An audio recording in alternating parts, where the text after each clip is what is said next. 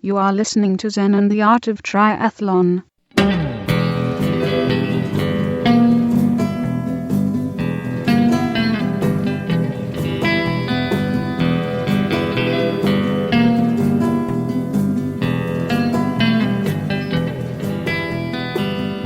Well, hey there, all you triathlon studs and studettes. This is Coach Brett with another great episode of Zen and the Art of Triathlon. On this show, we cover a bunch of triathlon news. We have our good buddy, Vinnie Tortorich, join us talking about vitamins and how to make a good vitamin and what he's been doing with those lately. It's a cool interview. We not only talk about that, but we start talking about supermodels in the 70s and 80s. Kind of a weird tangent. And also I answer some emails and do that kind of good thing with show listeners. And then also I have a really good training log with lots of tips on nutrition and intervals and swimming methods and on and on and on. So that's what we've got on tap for today. And let's go ahead and get going with some of the triathlon news. Here we go. All right, first off, we've got Kona coming up this weekend. Hopefully I can get this show out before then, because what you need to know is that Torsten Rad has his review of who will probably do what at Kona at the World Championships on tryrating.com. If you go to tryrating.com, there is a huge downloadable PDF with all of the history, the background, the statistics, the probability of the different pro athletes and how they will probably perform. And it's always this nice PDF where you can pay as much as you want to support Torsten. And what's super cool is my predictions are in there, and I wrote them a little tongue-in-cheek and a little seriously, so that it makes for some really good reading. And Tawny's are in there too, and she wrote me a message saying that they were hilarious. Mine were really, really funny, so it's definitely worth checking out so that you can see my take on who's going to win. And I don't just say who's going to win, I say why, and the why is what's so great. All right. Also, if you are feeling like you can't get away from people talking about Kona, you are not wrong. I did a search for the word Kona on triathlete.com, and it came up with not 10 instances of the word Kona on the front page of that website, not 20, not 30 instances of the word Kona on the front page of that website, but 34 times. And that was a few days ago. It's just absolute saturation of Kona. And if you're not feeling absolutely overwhelmed with all the Kona coverage, then you still can get more by heading over to Endurance Radio podcast, which is Tawny's stuff, and she's doing like a show or two a day, it seems like, with lots of interviews.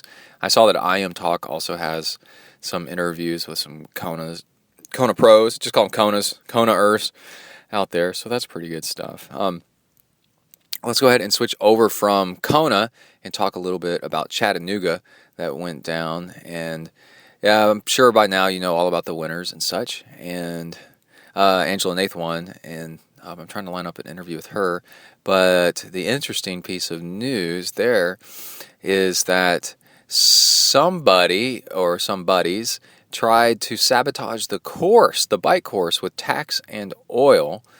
And it was interesting reading the thread on it, and people trying to figure out why would somebody do this? Who would hate somebody so much? And I don't know. I was a teenager at one point, and it's like, maybe somebody does hate the cyclist, and that's always a valid theory that locals are frustrated with all the influx of weird people from far away. You're talking about Tennessee too, and this is Appalachia, pure and driven, and they don't like other people. And then And I can say that I grew up there. And they did this, to drive people away. But also, an entirely valid theory is teenagers and young guys and girls sometimes like to mess with people just for the kick of it. They're like, oh, there's gonna be a bike race. Oh, wouldn't that be funny to throw a bunch of thumbtacks out in oil, and then they have a whole bunch of wrecks, haha, and then we can watch it on the news and laugh about it to ourselves, because they don't actually know about how much you can get hurt, wrecking on your bike. They're just unaware of how bad that is. So just pranksters, for lack of a better word, could have done that. Also, the crew, the volunteers and the race production company, local one, behind all that, from what I read, did a really good job of mitigating this problem before it got bad, and only a few people had issues. So props to them for doing that. And let's see, we have another funny story from the UK. And a guy over there, let me see, I've got the article. Oh, no, I don't have the article. Dang it. There's a guy over there, I'll link to it on my website, that he raised money for like a year, from people asking for money, for charity and stuff, so that he could do this along with his Ironman. And then the day of the Ironman, he forgot to wake up on time. He set the snooze button on his alarm and then never woke back up. He missed the Ironman entirely, right? And then, so that's really embarrassing. And he said he was very, very embarrassed. And what do you do if that happens to you? It's like, man, you just got to sit there and take it. Like, oh, what can I do to redeem this? Well, he went out and did an Ironman all on his own to do it, to validate his existence and not be such a horrible person that he forgot to go into the other one. And I think that is so cool. And somebody sent that to me, and I said back to him, I said, man, that's just like the Iron Baby. I missed my first Ironman because I couldn't make it because my son was born preemie, and he hold on, I'm looking at something real quick. Make sure I have it. Yep, I got it. Okay. I went and did an Ironman later when I could, all by myself. So it's definitely an adventure to do one of these things. So props to him for getting that done, even though he missed race day. And it's also yet another example of saying, hey, triathlon is more about fitness and the lifestyle, and you don't have to spend a ton of money on doing really expensive races to do this kind of thing. You can do them on your own and have a really good time and test yourself. Okay, in bad news, Michael Phelps got a DUI, and in my notes it says, damn it. And somebody was asking me about that. They were like, why is that so bad? And it's like, well, kids need sports heroes to inspire them. And when they mess up, it's doubly bad. And Phelps is interesting in that he's kind of like a child actor, where this is all he's ever done is the swimming. And now even though he's 30 or something like that, he's kind of acting like a teenager or a 20-year-old or a 21-year-old. If you don't act stupid when you're young, you just delay it, and then you look stupider when you do it when you're older. But that's kind of a thing that happens. So, and then I read he got suspended 6 months from swimming events. Okay, let's see. Also, I have been on the new Amrita Bars podcast. Has it hit the air yet? I don't know if it's hit the air yet, but I was interviewed the other day with Arshad. He interviewed me about Zen and the Art of Triathlon and the history of Zen and the Art of Triathlon, and all about what it takes to do the podcast and where I'm at in my life and all this triathlon stuff. And I gotta say, I really enjoyed the interview, and he really does do a good job of covering me and ZenTri and how it all got to be this way. So if you want a little more background on the host of your show here and how things came to be, definitely stay tuned for Amrita Health Foods is where you need to go. AmritaHealthFoods.com and Amrita Bars on Twitter, and see when he publishes that show. I think I'm his first guest, and I helped him, in a way, I kind of helped him get started with his podcast. Everybody needs help in different ways. And I was making up just a short list of famous podcasts that I've helped get started. And it includes Rich Roll's podcast, Arshad's now, The Real Starkowitz, and I think another one, somebody was asking me for a help recording. And it seems like I'm the guy that helps other people do a podcast because I've been doing them for so long. And that's pretty cool.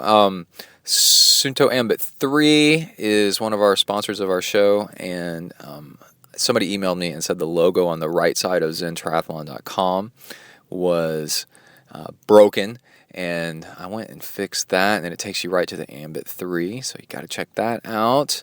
And then also we need to mention the Iron Baby, which is my self-supported Ironman, just like this other guy did. I've been doing it this will be 10 years. I've done it 9 years.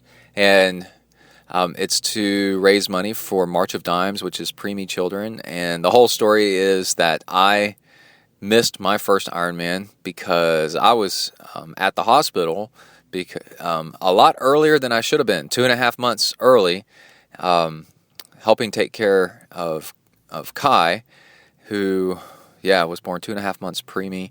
And it was quite a scene. It was really horrible, and the most I could do was nothing. And the dad is kind of told to just try to keep it together and do what you can, and stay at your job and keep earning your insurance dollars, because this is going to cost a ton of money, and it does. It's like $2,000 a day for 2 months, 2.5 months. Start adding that up.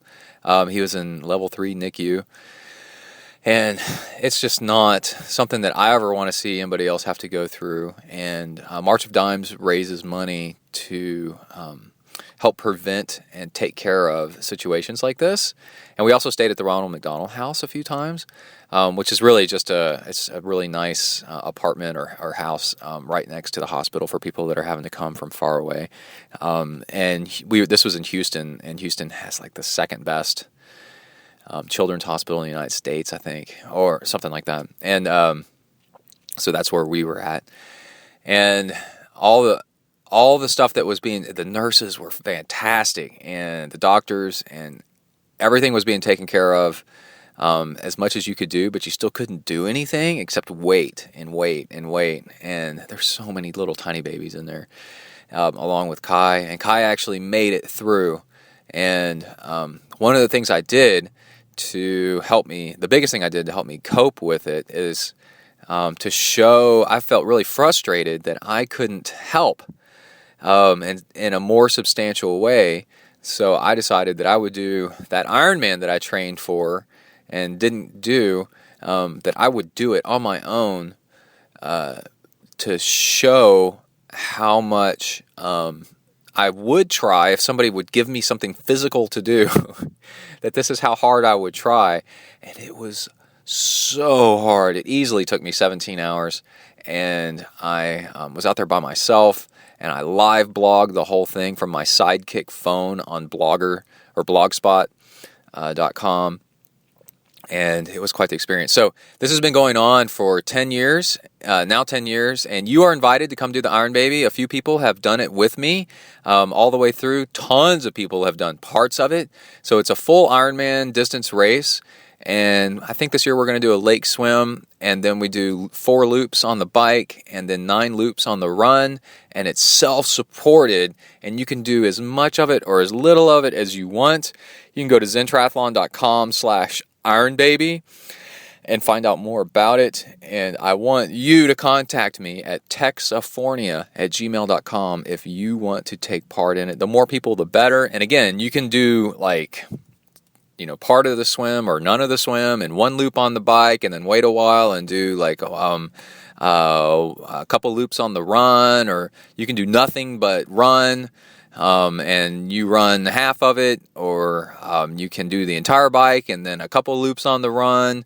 You can do the swim and then the bike because your knees hurt and you don't want to run. Doesn't matter to me at all. It's free, it's cool, and it's in College Station, Texas, and it's on October 9th. It's on a Sunday. So we have Saturday to go over the course with everybody. So that'll be super cool. All right, let's do the interview with Vinnie Tortorich and then come back to donations. How about that? Here is Vinnie, my good buddy, very famous guy, very much a badass athlete. He's done so much really cool stuff, and he's an inspiration to so many people, and he's also really wildly entertaining, and we have a good time. So let's get started with Vinnie. Here we go. Yeah. Hey, what's going on? Hang on, Brett. Yeah, I do, honey. I'm good. All right, Brett, you there? Yeah, I'm here, man. How you doing? How's it going, man? I'm doing good. I got the recorder kicked on already. As soon as you call, it goes, Vinnie Tortorich is calling. Record. You don't want to miss any of this greatness, right? Yeah. No, yeah, I was actually just listening to you and Anna talking about drinking water and football practice in Louisiana. Yeah.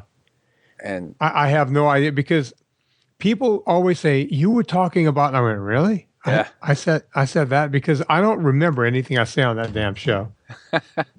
Well, y'all were talking about, you were saying back when you played that you would play offense, defense, and special teams, and that you took water breaks when they came up, right? Right. And right. then, but then you were at your nephew or your cousin or something like that was at some game, and the referee called a water break, an emergency water break for everybody. Yeah. My younger brother, we all played football. Yeah. Except my older brother. 3 of us played ball. 2 of us were pretty good at it. I went on to a D1 school to play college ball, so obviously I was good enough to do that. Yeah, so obviously you were the best. No, actually, my younger brother was the best. Oh, really? Oh my God. And he ended up not playing any college ball. I think he played like 1 season. Yeah. And he didn't like it anymore. He was unbelievable. Yeah. And we played back in a day where you just didn't even get water. And I played on a team where I played offense, defense, and all special teams. Right. If I went into a game weighing 215, I would come out of the game weighing, like somewhere around, 200 or 202. Yeah. I would literally lose 10, 12 pounds of water per game. People have a hard time understanding, if they're not from here, this part of the country, how hot it really is and how much you sweat down here. Oh, it's just god awful. Yeah. I mean, people, it gets to 115 out here. We've had some heat waves towards the end of the summer. Yeah. And we had some heat waves that hit 115, 118. People were like, oh my God. And I was like, you know what? I can remember some 95-degree days with 100% humidity. Yeah. And you walk out the front door and you're on the front porch and your knees buckle. Yeah, because there's nowhere for the sweat to go. The air's already saturated. It's not going to go in it. You can't shed the heat. Yeah. Now, speaking of that, Brett, yeah. I had 2 guys. Let me see if I can pull it up here. I had a guy, these 2 guys contacted me, Tom and this other guy. I don't want to give their last names because I didn't get permission to use their names. But these 2 guys went to do a race a while back, like a week or 2 ago. But they did it in SNG. And they had called me ahead of time, like months and months ahead of time, so they could get ready to do it in SNG style, meaning no sugars, no grains. And the one guy, Tom, let me see if I can find the tweet. I'm going back to yesterday, which is 1,000 tweets ago. See if I could find this. Okay. He was just writing. He wrote about me in his blog. Right. So, of course, I went and read the blog, and he did finish the 100 miles in under 24 hours, and he did Wow. it with no sugars and no grains, and that was all great. Yeah. But he had cramps early on, Yeah. somewhere between, I want to say, the 9th hour and 12th hour of being out there. I like how only in ultra running is that early on. Yeah. 9th Yeah. to Yeah. 10th You know, hour. most people would have been dead. But this guy, Tom, Yeah. I don't even know. I'm looking at his last name. I don't even know how to pronounce it. He had trouble getting, he was getting, calf cramps. Yeah. So I kept reading his blog. All these guys write blogs, these, just terrific blogs, and they're very detailed because God forbid you leave 1 second or one breath out when you write about these things. And Right. he said that he was taking 6 to 8, like electrolyte salt tablet type things, like Salt Stick or one of those. I think he was taking S caps Yeah. to be exact. And as his cramps came on, he started taking more of them. Yeah. And I wrote to him, and I tweeted him back and said, dude, send me an email. Yeah. Now, let me ask you, do you know why he was cramping up? Can you figure it out? Well, he was running 9 hours, and he's obviously pretty good to do it under 24 hours. Right. So yeah, he's not a first timer. Yeah. You're right about that. So usually cramping, I like the theory that cramping comes, there's 2 reasons. You've trained too much and too hard, too close to the race, right? So your muscles are actually kind of sore, and now you're going race pace. That could happen. That's a really classic way to get cramps, and people tend to blame that on nutrition or water or electrolytes when that has nothing to do with it. And then the other one is, I think that water, even though we were making fun of how far you could go, you don't need that much water, but it's hot, right? So you're saying this is probably somewhere in the United States? It was a hot. I didn't give you that information. Yeah. Let me add that in. It was hotter than usual. It was a high humidity day with, I think, 85 degrees heat. It was almost 100% humidity. Oh man, yeah, you got to drink a ton of water with that stuff. Yeah, but that's the problem. He was losing salt. He was losing sweat. He was losing water from his body at an alarming rate. Yeah. Which was bringing, when you have less water, you have more salt. Right. Right, in your blood. Yeah, you don't need to up the salt concentrate that much. Exactly. And when people see salt in their hat or in their shorts, you start seeing it on your arms. Oh, yeah. They think that they're losing salt. It's taking more salt. Yeah, they think they're losing salt when actually the body's trying to get rid of salt at that point. It's getting rid of the too much salt. And you get that these white guys are caking taking all more. over you. Yeah. Yeah. And, here's a guy that's been doing these events for years. Yeah. And was going, wait a minute, I don't know, why this started happening to me. It's like, well, because you were taking too much of a good thing. Yeah. You were you were causing yourself to become more dehydrated, not less.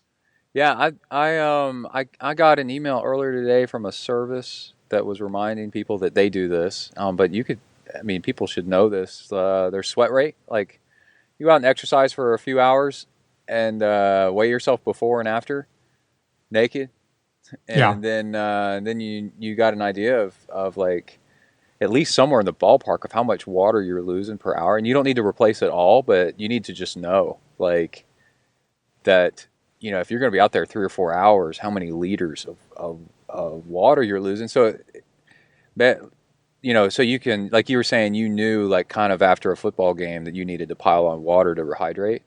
Oh yeah. And that's just after a few hours. That's like a couple hours, right? And so this guy's out there for 9 hours. And he's going to continue on for another 15 hours. Going. Yeah. And if you don't hydrate enough, that's why sometimes racing more is better, so that you keep trying stuff and then learn over time. And actually, it's really funny. The more you race and the more you do stuff, the more you learn that the classic advice was probably the best. Yeah.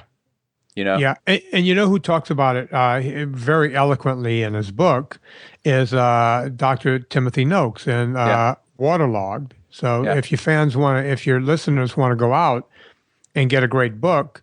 Tim Noakes, have you had him on your show at all? I don't know if I've had Tim Noakes on my show. One thing I noticed that I do is if my blood sugar is not high enough, I'll have to pee too much, and the body's trying to dump water to concentrate the blood sugar, because you're either overhydrated or you haven't eaten enough. Your body will always try to fight back to even. Right. And I'm always explaining really to people. Bizarre that it does that. But if you listen to your body, you can know what to do. It's really cool. Oh, absolutely. And people, everybody wants to know what the trick is in life. Just tell me the trick. Give me the secret. It's pay the attention. Secret is, your body wants to go back to even. When I do ultra races, which I have not done for a while, but when I do ultra races, during the day, I always have someone watch me pee, because we're always peeing outside the road and running and cycling races. Yeah. One of my crew members watches my pee to see if it's, number one, getting darker, getting more foamy, like a really dark kind of foamy, like a beer. When you like get that, ale, that like means you become IPA. Exactly. If your pee starts to look like an IPA, you're going to be dehydrated. And even though you can fight back from a bonk by just adding food, you cannot fight back from dehydration. Yeah, it takes way too long, it seems like, because I've tried, like going, if I just drink a bunch of water, I'll feel better. No, it takes like several days in my case. If I get really dehydrated, I feel like shit for like 2-3 days if I get too dehydrated. Hey, are you there? Right. Yeah, I'm here now. Okay. Yeah. You were saying that you it go takes on? me, if I get really dehydrated, it takes me a few days to feel better. Not one meal. It takes a while for the body to absorb the water back. Oh, you could be. Most of us live in a state of dehydration if you're an ultra athlete. Yeah.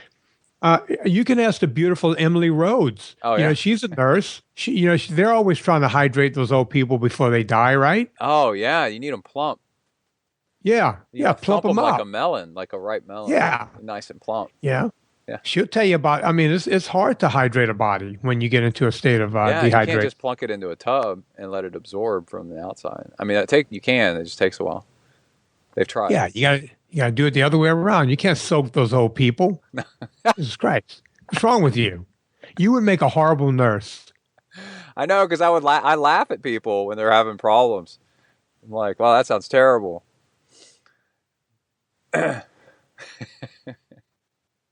Hey, do you know why I even called you today? Why I wanted to come on? There is you have something no idea, right? going on about vitamins that you want to talk to me about. Yeah, we'll get to that in a minute. Oh, because we'll get to that. Man, I got to tell you what, I keep trying to take vitamins, and I am the world's worst vitamin taker. I'm not the type of person that that easily fits them into my habit. So I'm a good candidate for gummy bear vitamins. That's how bad I am. Brad. Oh, Yeah. my God. No, to get me to eat them, even though I know that they're good. Oh my God. So you got a lot of work to do. I'm your best phone call ever right now, because you're gonna have a good sales pitch. All I told you was that I had a vitamin, right? Yeah. Okay, so you don't know anything about it. No, I was listening to your show, your show, the one before Bald Brian, and that's where I was listening to you talk about the water and the football and being a salt pillar out in the desert and stuff like that. So that's as far as I got. But I saw in the show notes that you're talking about vitamins that are actually quality vitamins with no fillers, which is actually like impossible to do. Yeah. By the way, did you listen to the Bald Bryant interview? Not yet. No, it's in my queue. Oh, I love Let me him. know if it's any good or not, because I enjoyed having that guy on the show. He's you know who he is, right? Oh, yeah. A lot of people don't. Yeah. He's been here in Los Angeles radio. Uh-huh. He's been on the air for a while. He was with Adam Carolla when Adam Carolla took over for Howard Stern. Right. He was more or less kind of like one of the sidekicks. Yeah. And then Adam didn't get fired from that job. That job went away. That station went from a talk format to it went to like the top 40. Yeah. Yeah, all hits all day, so you get to hear we need the more of same that. 30 songs over and over. Yeah. And so that's what happened there. And they started a podcast. And as you know, being a podcaster, Uh-huh. they have the number one podcast in the world. Right. And There's another so he really wrote this great popular book called one. Shrinkage. Yeah. Great book. You got to read it. Have you read Bald it? Bryan wrote that? Shrinkage? Yeah, No. that's his book. No, I like him. Yeah, he started off, I thought he was maybe even, not even a sidekick. He was like a technical guy, like a producer, engineer. Yeah, he would play like he was the music drop guy. Yeah, and then they started asking him questions, and it turns out he's like a musical genius. He knows every band ever or something like that that's ever published anything. Yeah, some weird thing. Yeah. He's kind of a neat guy, and so anyway, he's a big deal, and it turns out he had a brain tumor and he almost died. Right. And the whole book is about how that happened. I think the better interview is going to be. I want to interview his wife, Christy, Chrissy, or whatever her name is, because she's the real hero in this whole thing. I mean, this guy at one point is crapping his pants, and they're not even married yet. Like they're engaged, they're going through with the, proceeding with the wedding and the whole thing. Yeah. They think he's going to die. He can't even, hold his bowels anymore. He can barely walk. What this guy did is just unbelievable. Yeah, and to think I almost didn't marry, I almost broke it off with Emily because she had a zit one day. I was like, dang. That's a good reason. I could have had. I'm like, this could get worse. Had her. This could get she worse. Was so hot. I don't want. My God. Yeah. Emily Rhodes. Where are you, my daughter? Here, let me look her up on Facebook while I got you here. Yeah. Come on, Emily. Time alone Where on are you, Facebook. baby? Yeah. Let me stalk your wife. Hang on. Let me see if I can find it here. Never should have sent you that one picture of her on the beach. I think she wanted me to have that picture. Oh, yeah, actually, you're right. That's funny. You remember Look at that smile. Look at that. Oh, my God. You got to see the updated picture of her on the paddleboard. Do you see that one? No. I'm looking at one here. She's got. How did you get her, Brett? You're not that good looking. No. You don't get this. But this is College Station. I'm good looking for here. People forget that. Yeah, I guess. That's why I moved away and then moved right back. She is good looking for L.A. Right. She's like L.A. hot. I know. Look at those kids. You got beautiful kids. Kid. There's only the one. I thought the other one was yours too. No. If I had two, the first one ate the second one like a powerful pit bull.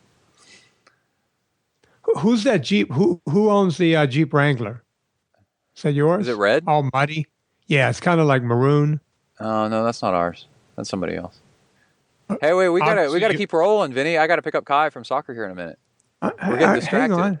Hang on. I'm just looking at some pictures here. I'm just having a good time. Anyway, my entire life I've been a vitamin taker, and I believe in taking a multivitamin. Okay, so you're in on the program. Like you've got the habit. Yeah. Oh, yeah. I've been taking a vitamin since I was a little kid. Yeah. Like I've always been. I would go to the drugstore. I'd walk to the drugstore and buy vitamins. Yeah. And take them as a little. For some reason, I knew they had to be good for you. Well, yeah. I cannot find one doctor that thinks that taking a multivitamin a day is a bad idea. Right. Because there are 13 essential vitamins that you have to have and 11 essential minerals. The essential part means that your body will not make these. Right. You have to take them, right? Okay. In order to be, optimal throughout your day. Now, what about, I just heard recently, like too much iron. Like some multivitamins, they don't have iron in them because people have already probably got enough or something like that. Do you know anything about that? Yeah, actually I do. Some people can have too much iron. You can get iron poisoning, and my vitamin does not have iron. Oh, okay. I keep iron out. Yeah. I'm glad you brought that up, Brett. Yeah. I know things. Just because I don't use them doesn't mean I don't know about them. I'm aware of all things. We only have what you need. Okay. But here's the beauty of it. Yeah. My entire life, I've searched for a pure vitamin. Right. Now, let me give you an example. We all know what Centrum is, right? Yeah. You can get Centrum for like from pennies, A to zinc. From A to zinc. Yeah. And if you look at Centrum, I don't quote me on this, but there's somewhere between 45 and 50 added ingredients to Centrum. Okay. Oh, That besides the stuff you need, there's just crap in there. Yeah, it's just a ton of crap, and it's Coloring. binded together so hard that when you take it, you might see it in your stool. Yeah. You know, Like a so bullet. yeah, it won't even break up in you. It won't dissolve in your stomach or in your intestines or anywhere. It'll just go right through, and that's it. Yeah. Right? Okay. So you've literally crapped out your money. Right. Yeah, that's what I was saying. You're pissing out your vitamins. Right, and that happens a lot because, and we'll get to that in a minute. Okay. So that's number one. Number two, even if you take the best vitamins on the market, like let's say you went to a place like GNC, which is a national brand, and you think these are better. They must be better. They cost 10 times as much as a Centrum. Or you go to Whole Foods, and Whole Foods is selling you on this bill of goods of organic this and organic that, and the Whole vitamins paycheck. are $50-$60. Yeah. Right? Yeah. Whole paycheck. Yeah. Started right there in Texas, where you are. That's right. And We're taking the money, you go the world's money, send it right here. Yeah. That and all that oil. Yeah, we got You tons the of Emily oil. Roads. Oh my God, you guys have everything. We just throw it away. We got too much. Yeah, you guys are like the Arabs over there. Oh, we got we have Whole Foods, and everybody's streets are paved with gold. Yes. You know So it. I take this, and I try to go to every vitamin I went to in the world. Yeah. Had something in it. So I set out well over a year ago to make a vitamin that I wanted to take. And the goal was to make a vitamin that had nothing except the pure ingredients. Every vitamin company in North America, and some of them, and when I say North America, I went to Canada too. Yeah. They all said, what I'm trying to do cannot be done. You can't do it. Yeah.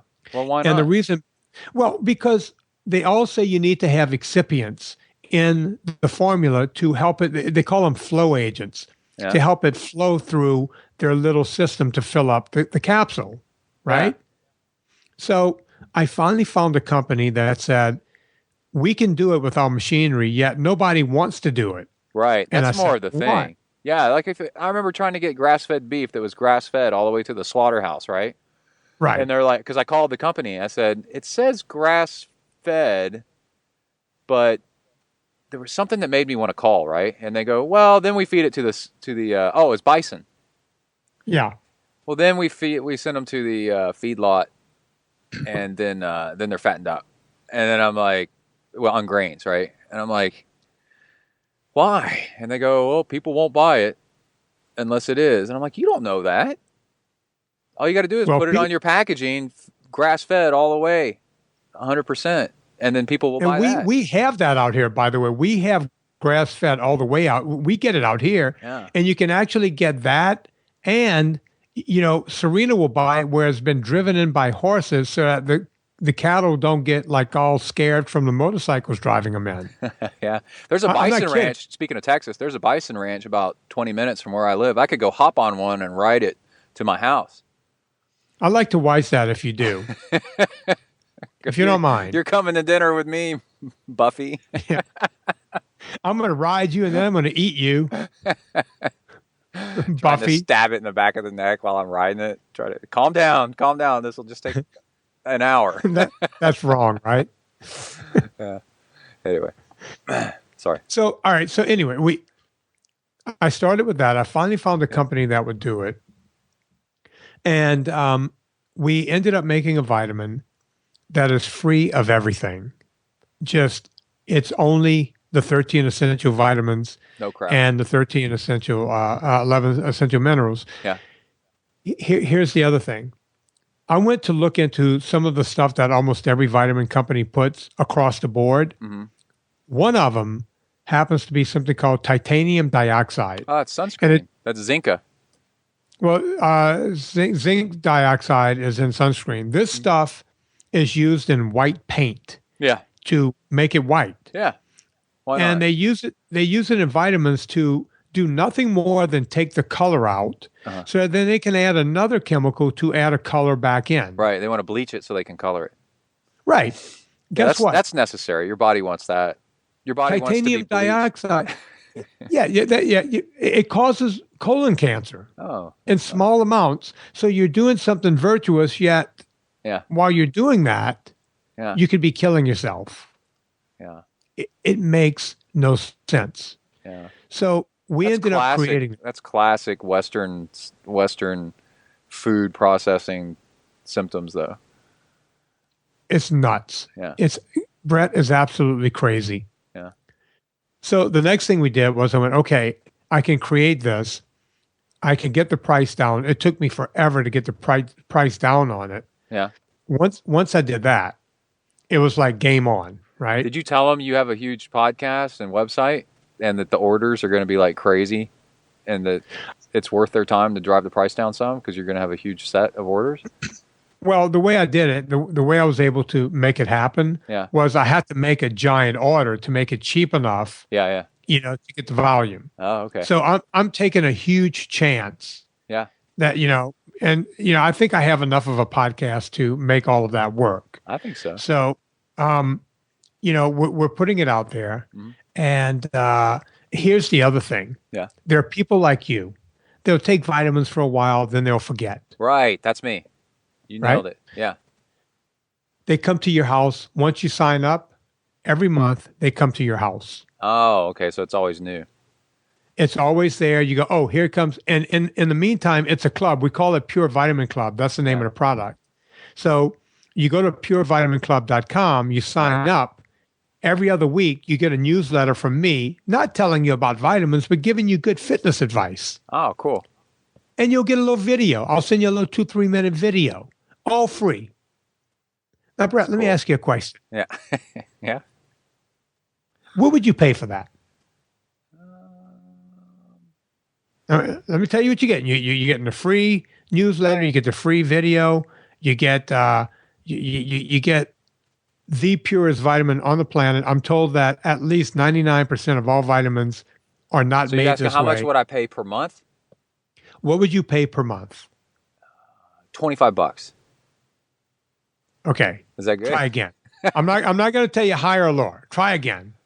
$28. All right, I'll give you. Let's go for 3 tries. Okay. Come on. Now remember, Brett. This is not I'm any in Texas. vitamin. Like we don't have to pay anything for anything. So give you're asking it the to wrong you guy. guys. I don't have New York dollars down here. They give you guys brand new Air Max like every other week, right? Yeah, I'm Or looking Mac at one right Airs or now. whatever, It was yeah. just in my car when I got in it. Somebody just put one in here. It's like, here you go. assigned to me by the governor. Yeah. Was I high or low? I won't tell you. I'm going to give you a third guess. Okay. $22. Oh, come on. This is how much? 22. Okay. 1 month supply? Yeah. $10. Oh, wow. That's nice.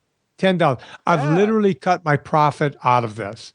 Everybody I've talked to, because I've gone to all the powers that be, and they go, no, you can't work on that margin. And I keep telling them I can, if I could get enough people buying into it, I can work on that margin, because I'm cutting out brick and mortar. I'm cutting out shelf space. I'm cutting out advertising. Yeah, I'm just advertising on my podcast. Yeah. Yeah. I've cut everyone out. I've kept the margins extremely tight. Yeah. Now, in the interest of full to do this. Oh, wait, Brett. In the interest of full disclosure. Yeah. Right? Yeah. It's $9.95 a month. Okay. But then you have shipping and handling. There's no way around that, right? I have to charge for that because $30. It's $84, but come on. Now, shipping and pick, pack, and ship is what it's called. There's no way to get around that. Right. So that comes to $450 a month. So then you can look at it and go, oh, Mr. Big Spender, now you got me paying, $14.50 for something that should be costing $30, by the way. Yeah, right. Yeah. But here's what I was able to do. You could buy the 1 month supply and, out the door, you're $14.50, right? Yeah. But if you buy the 3 month supply up front, that's 1 bottle. So I only have to pay for 1 bottle, right? Yeah. That's 1 shipping. That's not 3 months of shipping. That's 1 shipping for a 3 month supply, right? Right. And since I'm putting more in the bottle, I can cut the price back a little more, right? Yeah, yeah. Okay, $24.95. So if you add the $4.50 on top of that, you're under $10 a month. There you go. For the best vitamin in the world. Yeah, that's cool. All in. Come on. Come on. I'm actually more interested in the newsletter. I want to see what you in the video. The video would be great. 12 videos a year, So maybe how are you gonna, 13. what's going to be in the video? Like, are you going to, what is it? It's going to be health tips. The same kind of health tips I give on the show. Yeah. I'll probably go right to VinnieTortorich.com and, because I have that forum there and people, we get tons of questions every day. Yeah. I literally do my show from my forum now. I just see what people are asking and do that smart. for the show. Yeah, that's smart. Yeah. Just try to stay in touch with the people. Yeah, we're talking about cool doing idea, that on right? Morgan and I on ZenTri on doing starting up a forum and then just reading the forum thread and answering questions. Yeah. Yeah. You could do that, man. I did it and it works out fine. Yeah, I think so. It'd be great. Yeah. Cool. Yeah. I think you may have me as a customer. That's a hard sell, but I think I'm in. Well, look, I mean, how could you not do it? Yeah. $10 give it a try. a month. What you do is you try stuff and see if it makes you feel better. And if it does, stick with it. Here's what you do. You order, you get on the list, you order it. If you like it, give it to your wife, give it to your kids. You like what you got. Yeah. Then you can order up for them too. It's cheap enough that you could get the whole family in. Yeah. You can have your whole family in for less than the cost of what you would pay if you went out and got it just for you. Yeah. That's true. Yeah. Because you could do a 3-month supply for 3 people. Well, a 1-month supply for 3 people as a 3-month supply. Yeah. Yeah. Absolutely. The only unfortunate part about that is once you're in the system, it'll ship every 90 days if you're on a 3-month supply, but at least you can have your whole family try and then you can up it. You can up your order. Oh, yeah. Okay. It's still only $10 a month. I mean, come on, you got a kid and a wife you love. You might as well, give it to them too. Yeah. I'm in. Good. I'll be looking for your name on the list. And every day I'll say, listen, I need to see if Brett Langner's on that list. Yeah. I want, when you see it, I want you to announce it on the podcast. I will. On your show. And I'll tell Rich Roll, look, dude, he's using my vitamin. He's got mine. What does Rich have a vitamin? I don't know. I doubt it. I have no idea. He's got some kind of healthy food stuff. Yeah, I think he's got a whole line of stuff. Yeah, I tried the stuff that he had that had cordyceps in it, which is that mushroom that helps you breathe better. Yeah? Yeah, that stuff actually worked. That was really good. I liked it. Oh, cool. Yeah. Good. So, what else is going on? What's going on in your life? Well, like I was telling you right before we got on the air, I'm watching Kai's soccer practice.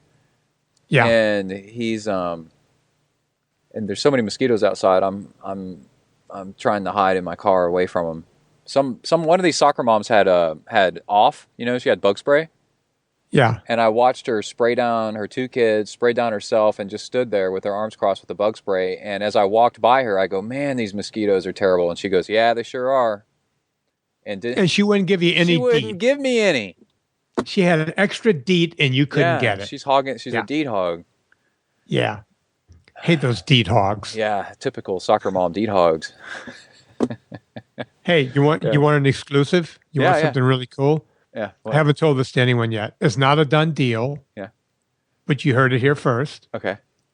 My book, Fitness Confidential. Yeah. You've read it, right? I mean, right? I did. I love it. It's on. I read it again, actually, every once in a while, like a chapter or 2 from it.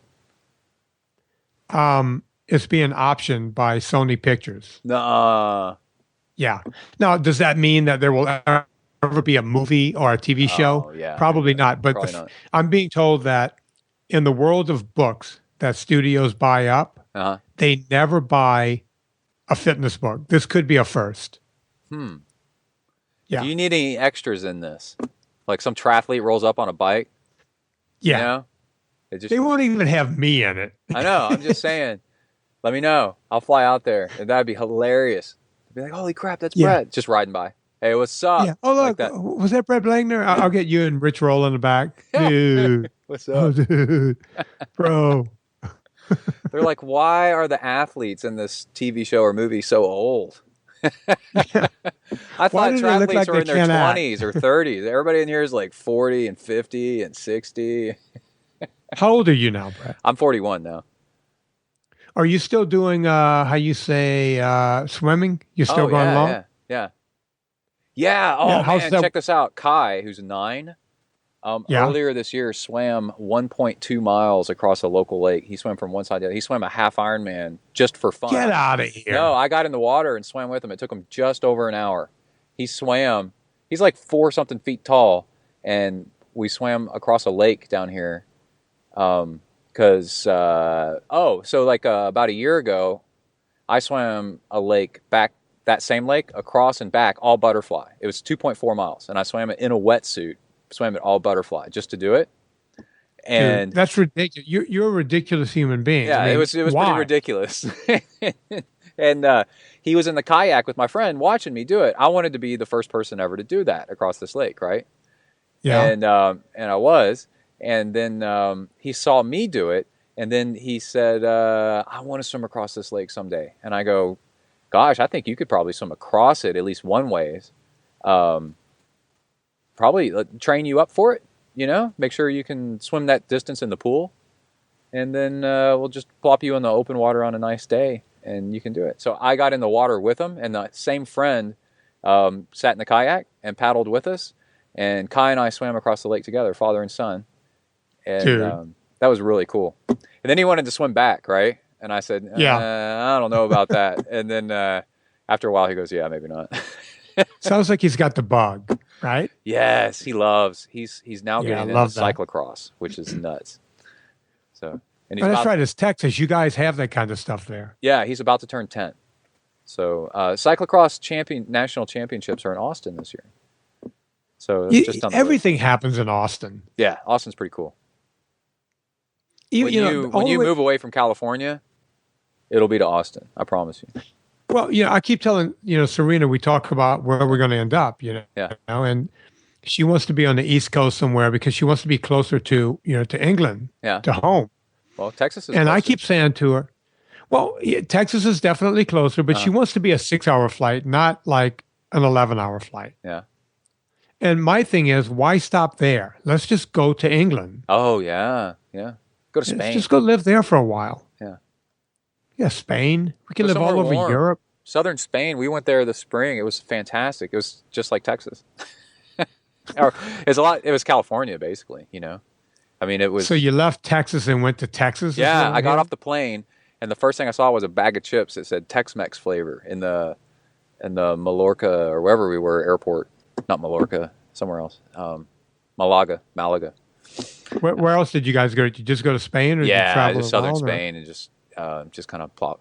We did a bike riding triathlon camp there. It was cool. Oh, cool. Yeah.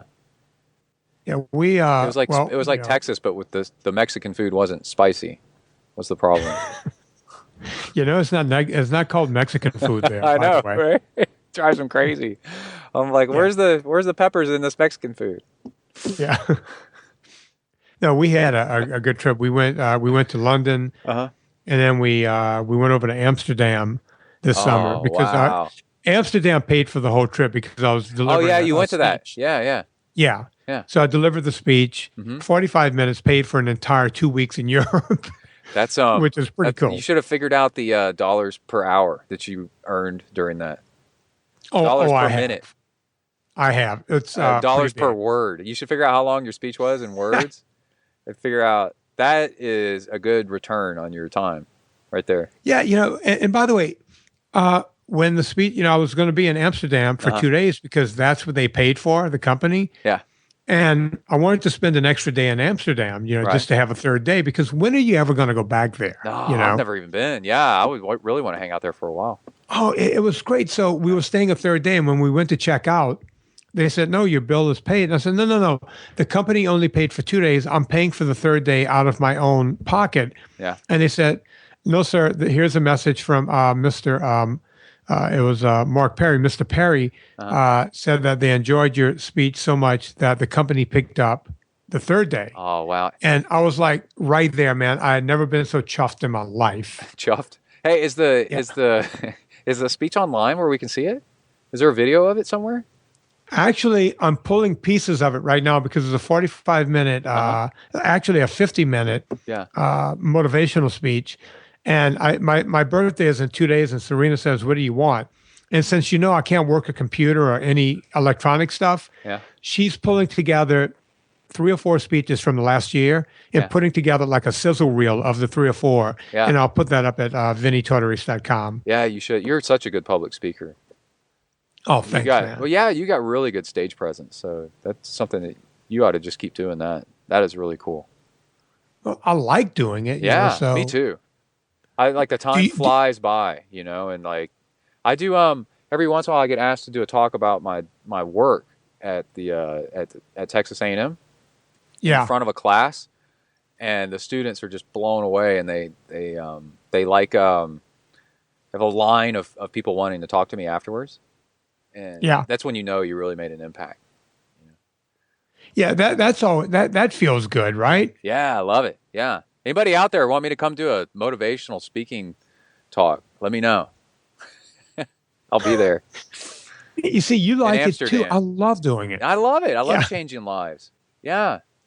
It's all about attitude. You can do almost anything with attitude, with optimism. I ended up teaching a class last year in Texas. You may know the guy. I can't think of his name right now.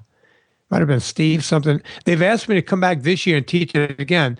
They had me through Skype up on a big screen, and I taught a college class in Texas. It was pretty cool stuff.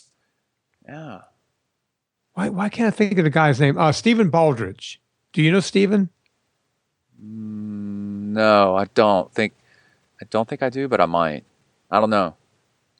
Sounds like somebody that we might have had on the show or had like donating to the show, but it's been a while. Yeah, no, he's a really cool guy. He's a professor, and he said, "You want to come on and teach a class?" And I was like, "Okay." Yeah, I guess. Yeah. Yeah, it's funny. People that have a recurring something, like a club meeting or a class, they're always looking for people to come talk. My triathlon club down here, I was always getting a local athlete to come talk, or a nutrition expert, or a pro, or something to come talk. That's pretty cool. I mean, did you guys pay him, or what was it? We'd buy him dinner. It's small, it's like 10 people, and just they're already here in town doing something else, and usually, and then tell them promote the hell out of your business, So, well, if I'm ever in town, then I need dinner for free. Yeah. Well, no, I do it in a heartbeat. I'll talk to anyone for anything. Yeah. I just did Good Samaritan Hospital again last week. Oh, what's coming up? When is the show coming out? Do you know? Maybe in about a week. Yeah. Okay, because here, let me look. Hang on.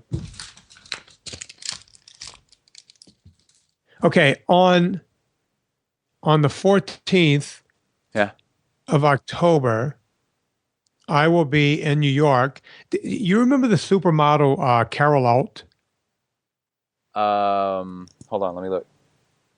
Carol You're gonna look her up? Yeah, that's worth my search. Carol. Yeah. Let's see if I can find her too. Let me get off of Emily Road here and see if I can find Carol Alt. Yeah, I remember her. Ooh, she's good looking. Remember, she's a good looking chick, right? Yeah. Well, she's got those cat eyes. She's kind of like my age, she was a supermodel back in my day. Mm-hmm. And I gotta read all of my mail now. And I got this mail from this woman the other day. She goes, "Hi, I'm the producer of the Carol Alt Show. Yeah. And Carol is a big fan, and she wants you on the show." And I thought it was a joke, so I replied, "Wait a minute, Carol Alt has a show?" Yeah. I had no idea. Yeah. Gosh, she's good looking. But apparently she has a show. Mm-hmm. And it's in New York. It's a Fox show of some sort. So I'll be there on the 14th. Cool. I'm guessing it airs live because they're flying me in that morning. Yeah. I'm doing the show, and then, man, she is hot. I'm looking at her right now. Yeah. Jesus Christ, this woman's hot. Yeah, I'm doing her show, and then Paulina Portzigova. Remember her? Yeah, a lot like that. Yeah. Wait a minute. There's a booby shot here. Yeah, I saw that one too. Nice. And she's got some age on her there too. I guess. I don't know. Once a classically good-looking person stays, as long as they keep their weight, under control. They keep. I don't think you ever go bad looking. You know. Well, look, as well, I was about to say as you know, but as I know, I think I'm with one of the most beautiful women Exactly on the planet. Yeah. I look, and I'm not the only person that thinks that. And she's what? She's Carol's age. She's 53 now. Yeah. She's still smoking hot. Yeah. I mean, it's unreal what she looks like. There's no surgery. There's no plastic surgery. No nothing. Yeah, some people just have those genetics. Okay, so you're on your computer right now? Yeah. Okay, let's look up Linda Carter together. Linda Carter. Remember, she was Wonder Woman. Yeah.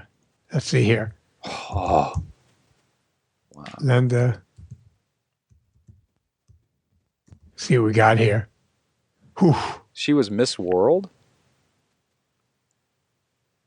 Well, you know who was Miss Universe? Who? Who looks oh my God, look at this picture of Linda Carter. I wish I could send you this right now. Son of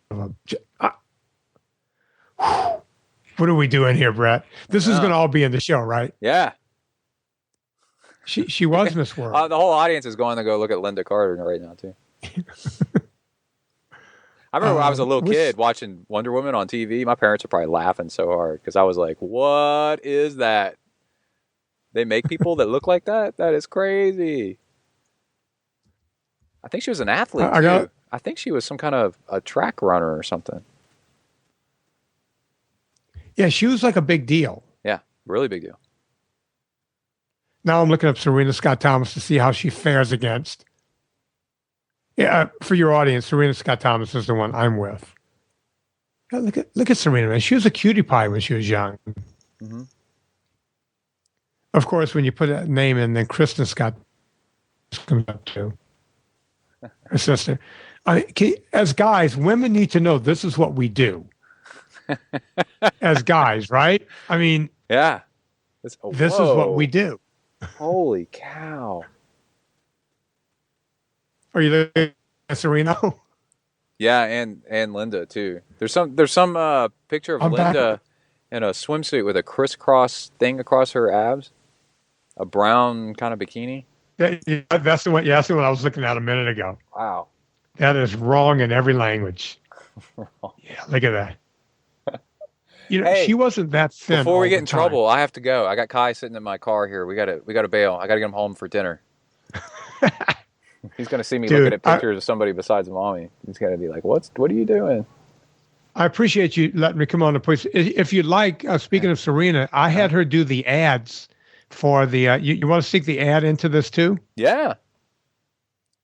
I'll send you, I have your regular email. I'll send you the 3 different voiceover ads that I had Serena record for the, for the whole thing. Oh, cool.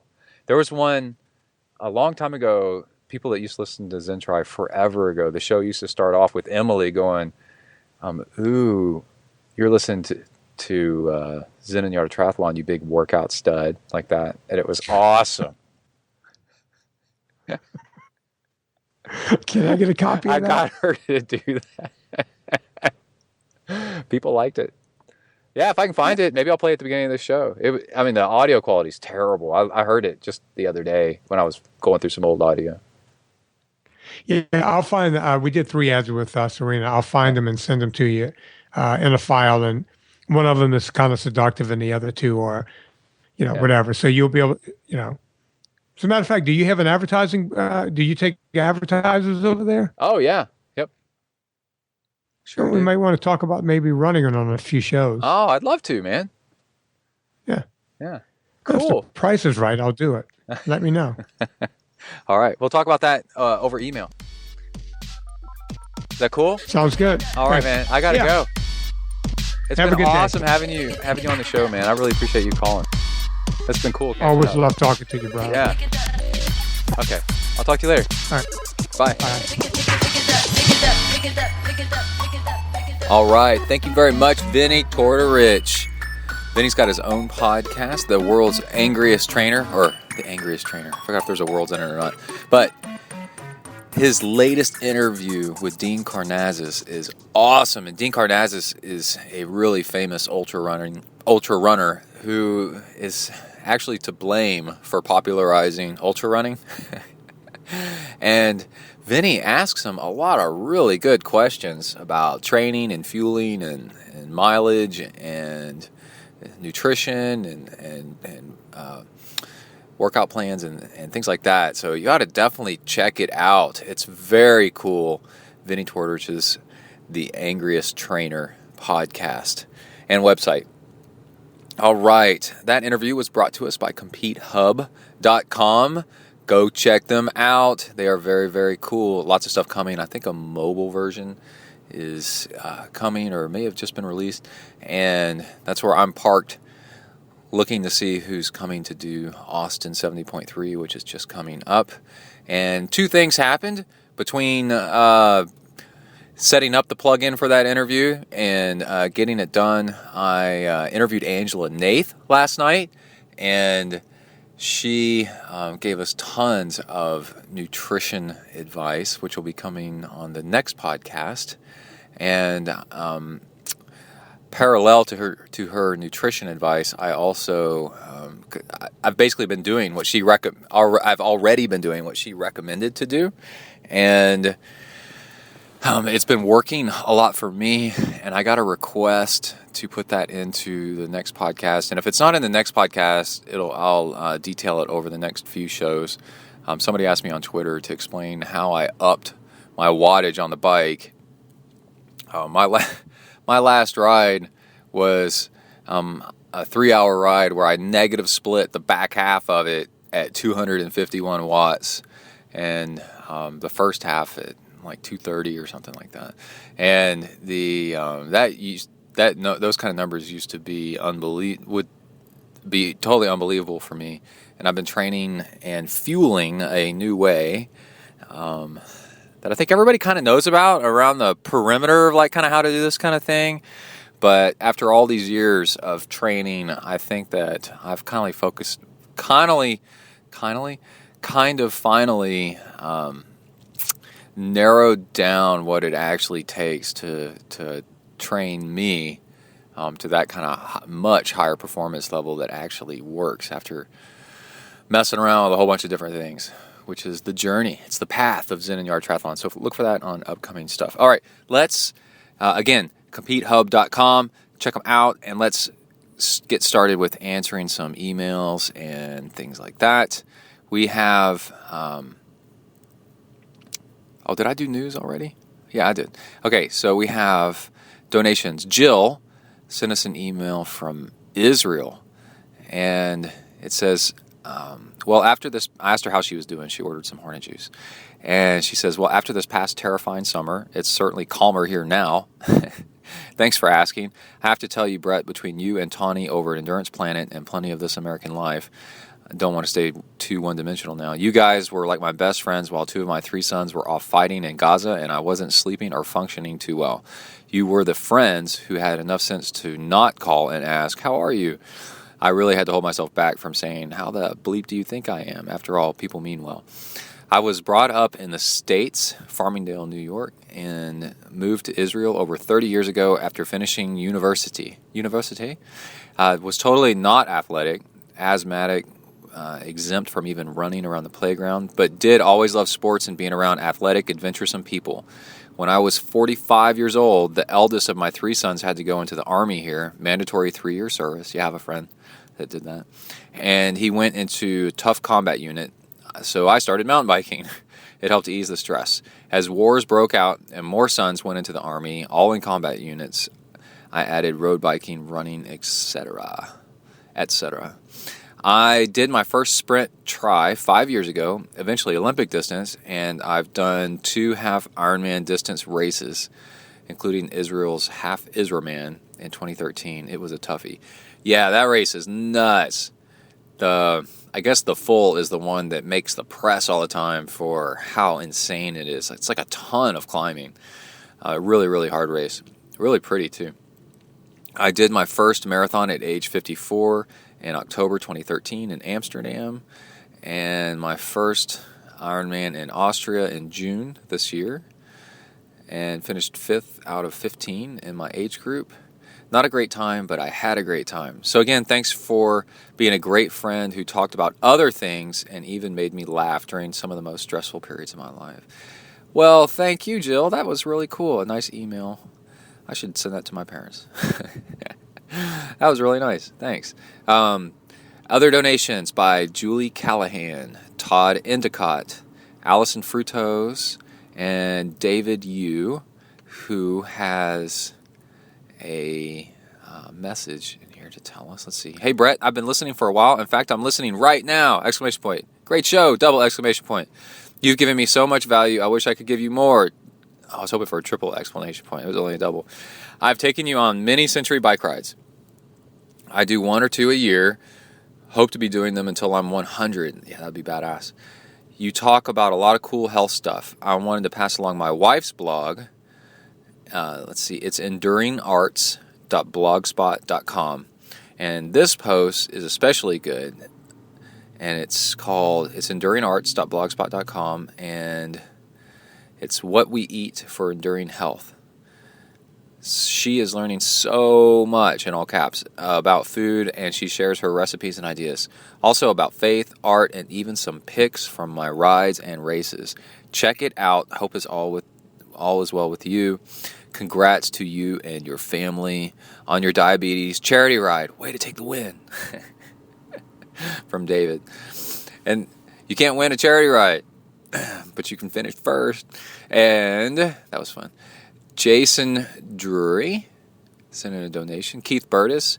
Keith's done another episode of Do You Try, DU, as in do, and as in duathlon, and it was a really good episode.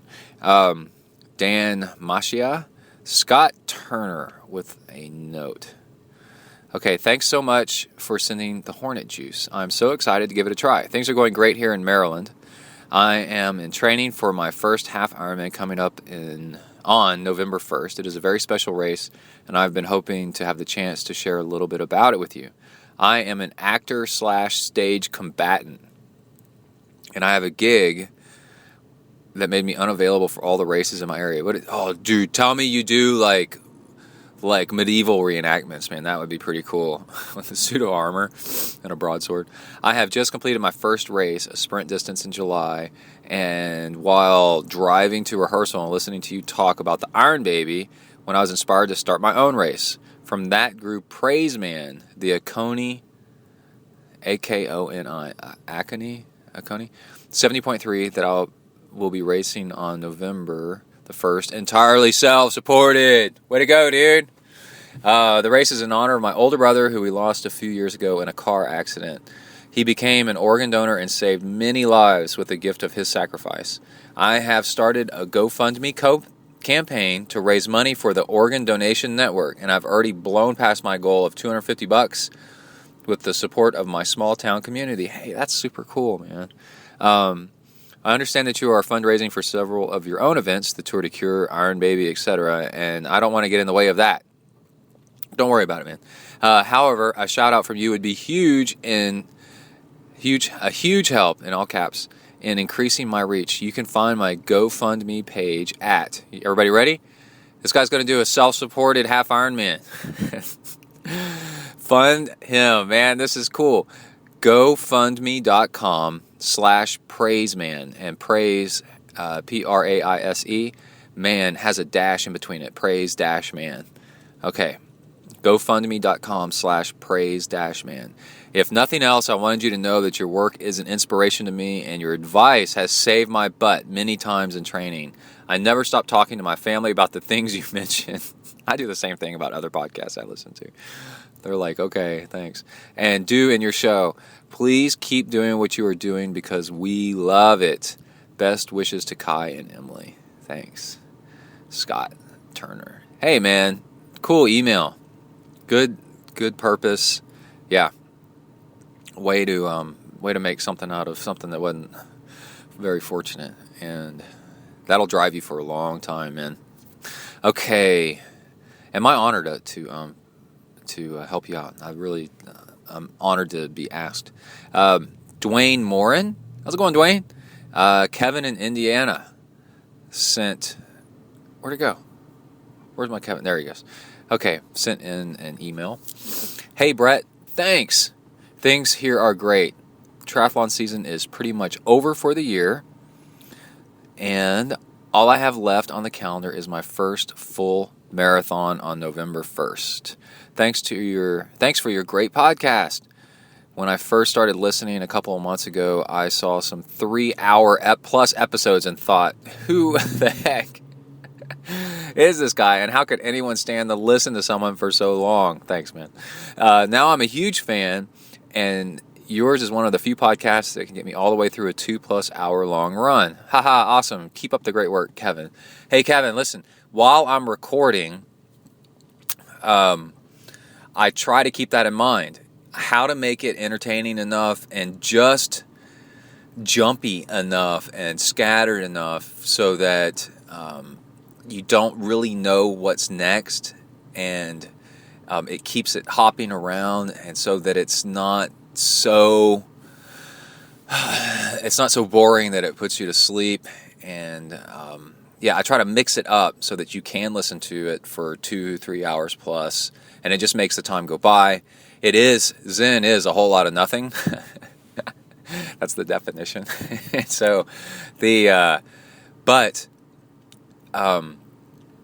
try to make the shows so they're entertaining. So and when I say a whole lot of nothing, it means don't take it too seriously, and don't take it like scripture. It's just the way stuff can be done.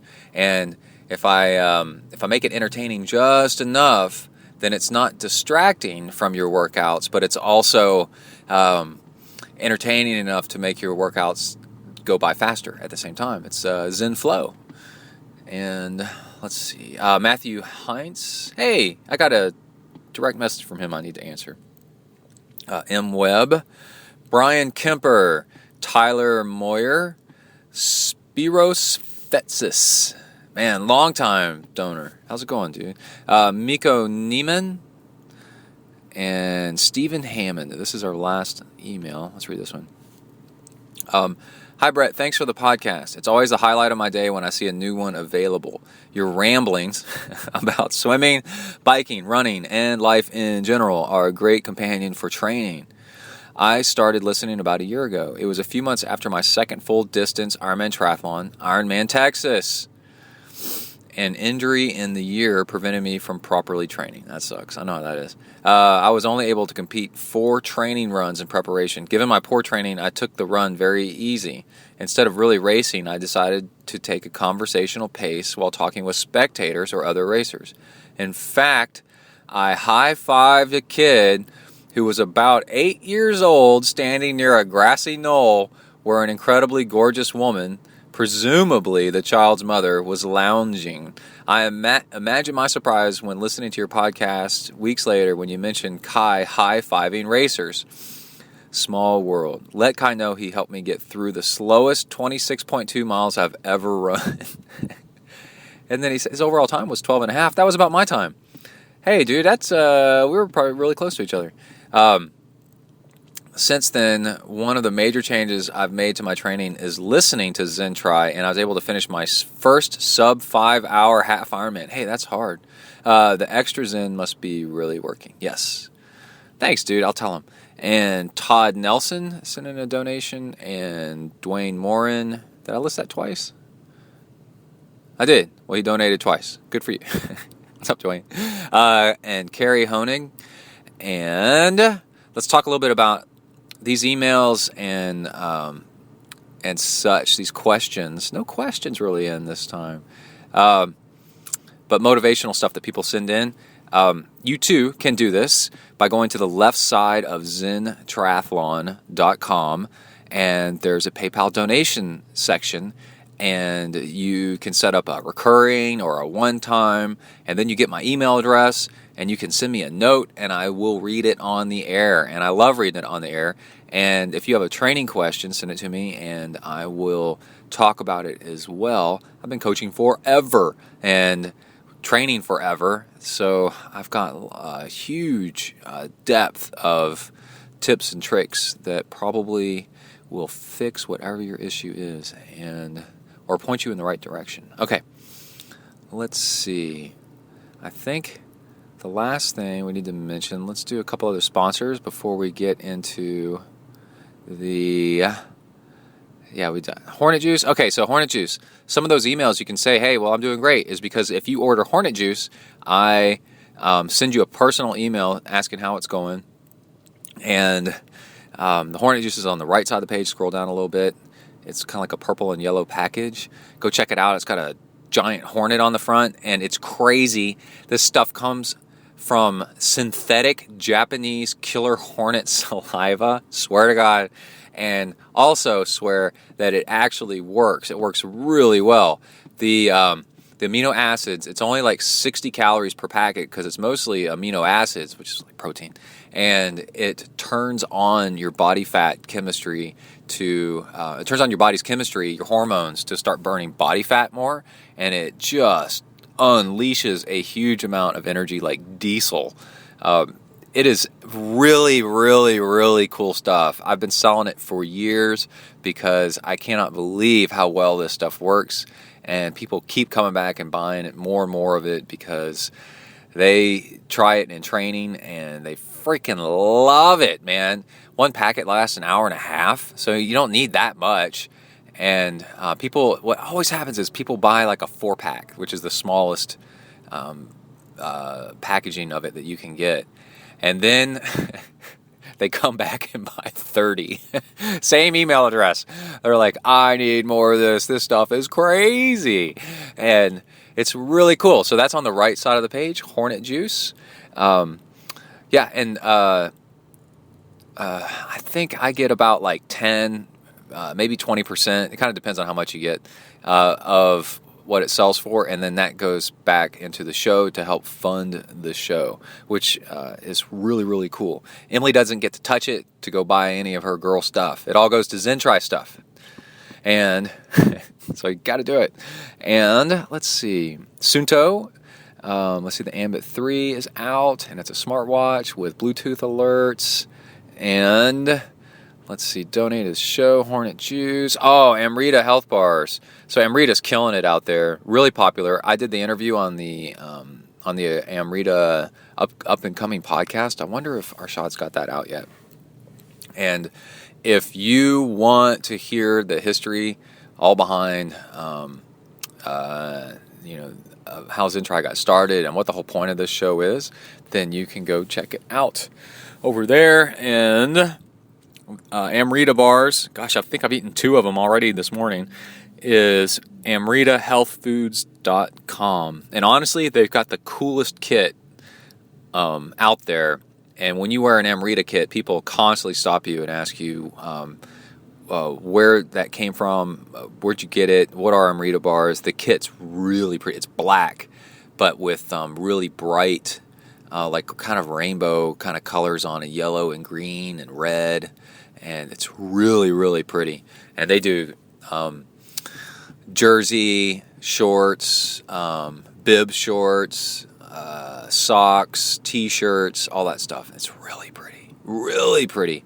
I love wearing their stuff. I was in a meeting this morning. I was eating an Amrita bar, and the girl next to me broke out her camera and took a picture of the Amrita bar wrapper so that she could have it on her phone so she could order it and know what it is without having to write down a whole bunch of stuff. She just took a picture of it. That's how striking it is and how good she saw me just enjoying myself eating that thing. Okay, so let's go ahead and get started with the training log and make sure I'm not missing anything. If I missed anything, I'm sorry. We'll have it on the next show. I got to get this show out. Tawny is killing it in down in Kona. If you've missed if you're not a regular subscriber of Endurance Planet, you got to look at the past week's worth of shows. They are incredible. She's putting out a show or 2 a day, and she's just roaming around like a maniac down on the island and interviewing people left and right. And not just anybody, and not just fast people, but like the biggest name pros. I think she interviewed Macca, and did she interview Chris McCormick too? Oh my God, it's nuts. The access she's got to people is so cool. And so definitely check out some Endurance Planet. Yes, you'll love it. And I think that's it. All right, let's get started with the training log. Lots of fun in there. Here we go. You are entering the ZenTri training log zone. Huneli.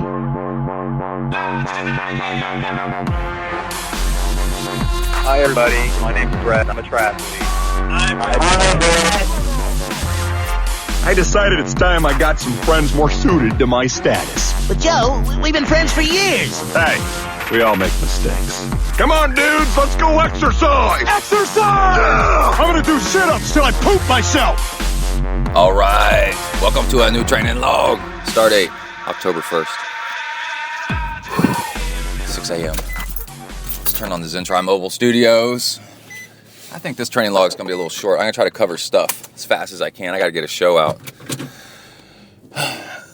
My pool is under maintenance, and I'm swimming at the neighborhood pool instead. The temperatures are just wonderful.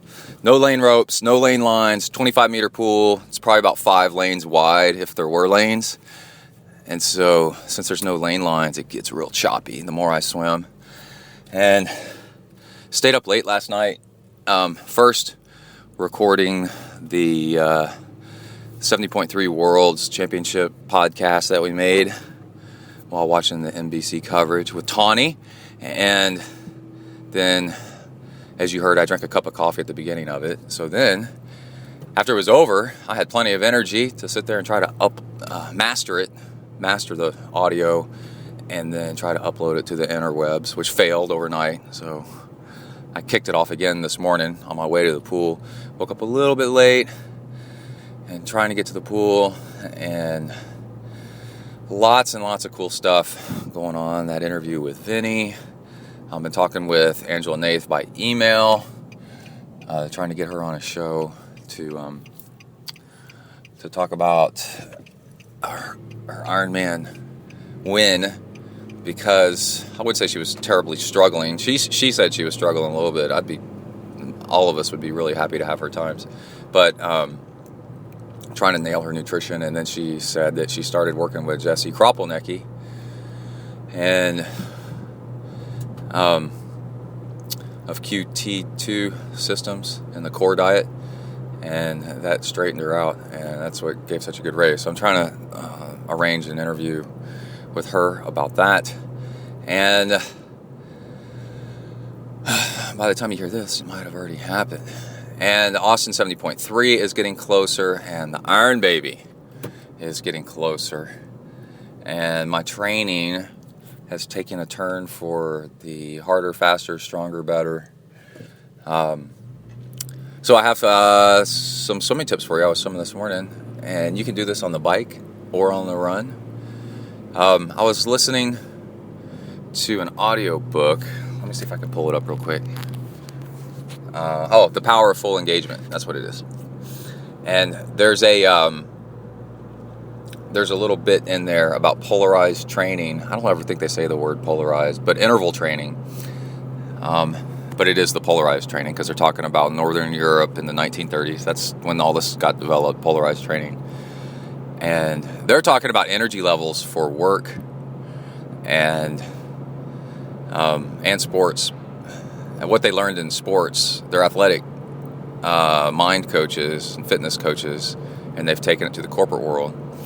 And how you work on a project, what you should do, what people do wrong is they go to work and then they work, and then they eat like crap, and they never take a break or not enough breaks.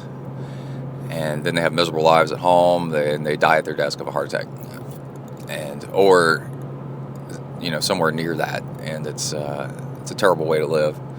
And what you do is you do like polarized training, where you work and then you rejuvenate.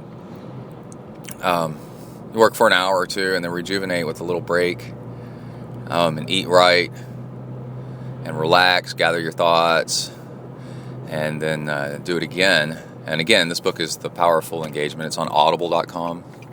I don't read books much anymore. I listen to them on Audible. That way I can learn while I'm driving, or whatever I'm doing. And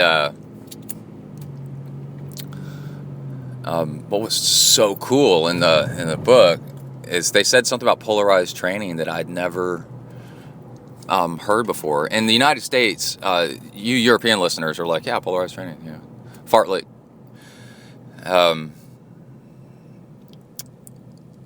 It's not really well taught over here or well understood because it was developed over there, where you guys are. Over in Finland, I think, was the starting place. But anyway, you do a hard interval, and then you do complete aerobic recovery. Like, you come to a complete stop, walk. So like when I was swimming this morning, man, I would do an interval, and it would tire me out, and I would stand at the wall. If you stand waist deep, you'll see a lot of people taking a break and swimming, and they'll sit in the water up to their neck, even though the water's only waist deep. You know, they'll kind of be on their knees or squatting in the water because the water's holding up their body weight. That's actually a bad idea. The water pressure is pressing down on your lungs, and it's going to take longer for you to recover. So what you do is you stand up in waist deep water, and now your lungs are above the water line, and they can expand and contract normally. And then if you need to, lean against the wall, rest your upper body against the wall, like on your elbows on the deck, and recover like that, and you'll recover a whole lot faster. But anyway, you can really do great interval work if you do complete aerobic recovery and take a complete break. And in this book, they were saying the same thing about that, and work. And whatever projects you're working on, stressful thing, take a break and completely recover. And don't kind of half recover, completely recover, and you'll find your intervals or your work will be like really high performing. It's really amazing. So that's it. I got to go inside and shower and get to W to the ERK. Out. Oh man, I lost the thing on here. Where'd it go? There it is. All right, out. All right, it's Thursday morning. Did a nice trainer ride, and before I was getting on the trainer, and after I got off, taking a shower and cleaning up and stuff, I was listening to Solving the Procrastination Puzzle. It's a good audiobook. It's put on by a guy that does the I Procrastination podcast, and he's a researcher. So the first chapter or two is really long because he's academic. He's got to credit everybody, you know. So anyway, but then when it gets into the meat of the stuff, there was something really cool. You can flag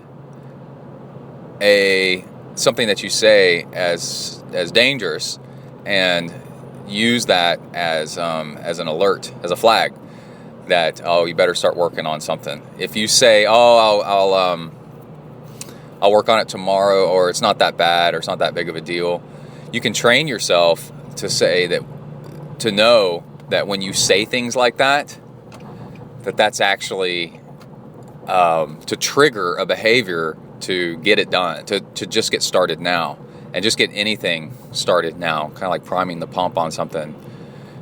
We had these camping stoves when I was a Boy Scout called Whisper Lights, I think. You had to prime them a little bit to get them to work, and that was a good analogy for me. Then they worked great, but you had to just get them rolling a little bit first. But I thought that was really cool because in the world of endurance sports and working out and things like that, there's indicators, right? A flag that goes up. You're like, man, I'm having to breathe hard when I climb these stairs. Oh, time to either take a break, or if you've not been training at all, time to start training, you know. And you know that's an indicator that you need to do something. So you can actually create this behavior that, and if you say this, oh, I'll do it tomorrow, or oh, blah, blah, blah, blah, then start working on it now. It's pretty cool.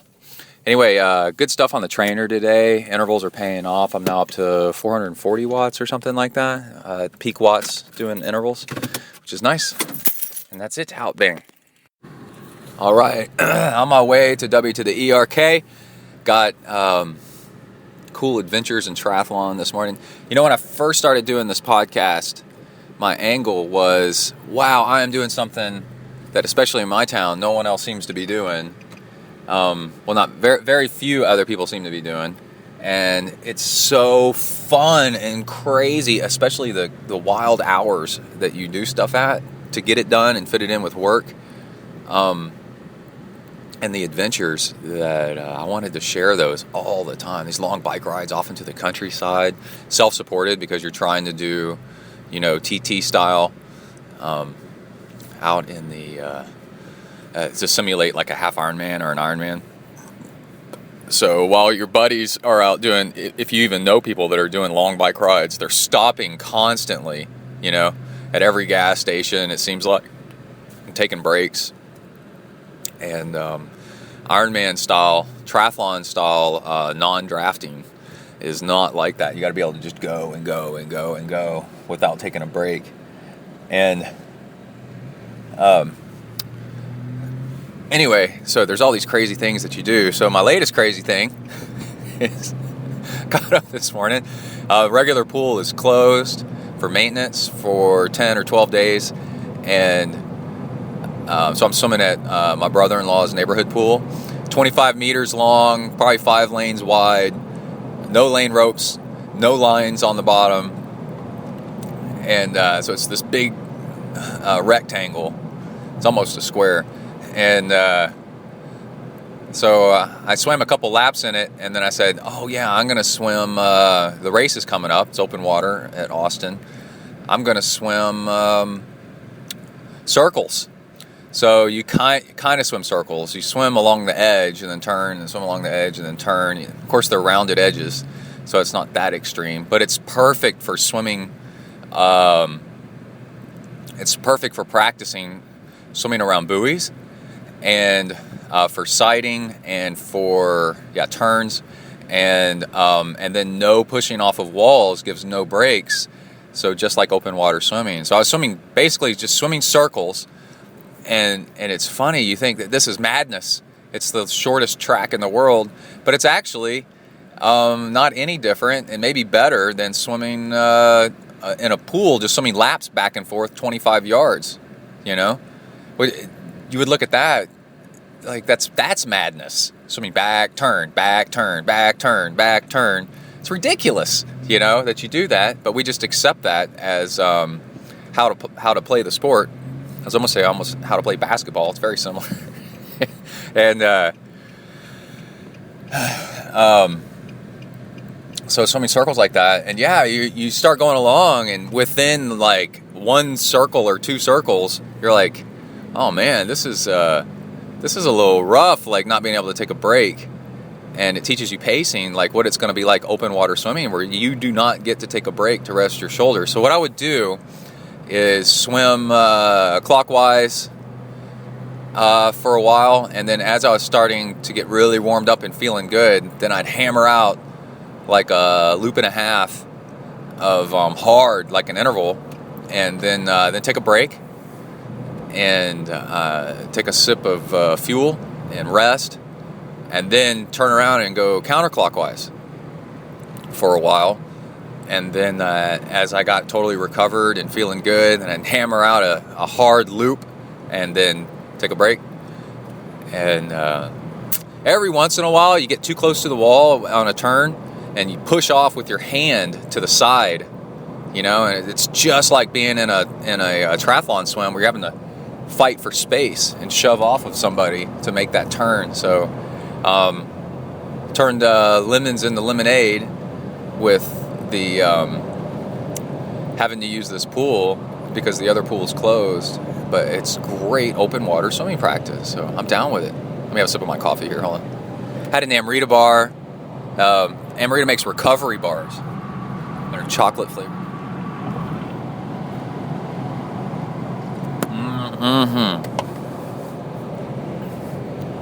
A little bit of Keurig coffee there, and so I'm eating one of those, got my green smoothie. So I was listening to an episode of Buddhist Geeks, and it's a conference lecture thing, and the guy's a really good talker, and it's a podcast, Buddhist Geeks podcast, and Oh, listen to Tony Prazak interviewing Crowy last night. Oh man, that's so great. And it's cool. He's like an age grouper in a way, you know. He's got kids and they're going into school, so he's like, I can't travel as much and do these races. You can find a way if you want it that bad. You can find a way and travel to some races, I think, and work it around school and stuff. But I don't know. He's got three kids, so that's different than me and my one. So who knows? Really, you can't ever judge anybody else in their own position. But the what was I saying? Oh, this Buddhist Geeks talk was really cool, and he was talking in a way. He was talking about polarized training, about going really easy, and then brief periods of really hard. So he was saying, this is so cool. I was listening to this, going, man, I got to talk about this. He was talking more about stress and happiness and things and work, and that animals, humans on the Serengeti, caveman type, early man, are like zebras, and you don't find. He was talking about this. Somebody else had written this. Zebras don't have ulcers, and this is because if you get stressed in the wild, it's either over really fast, or you're dead. So there is no prolonged stress in the wild, usually.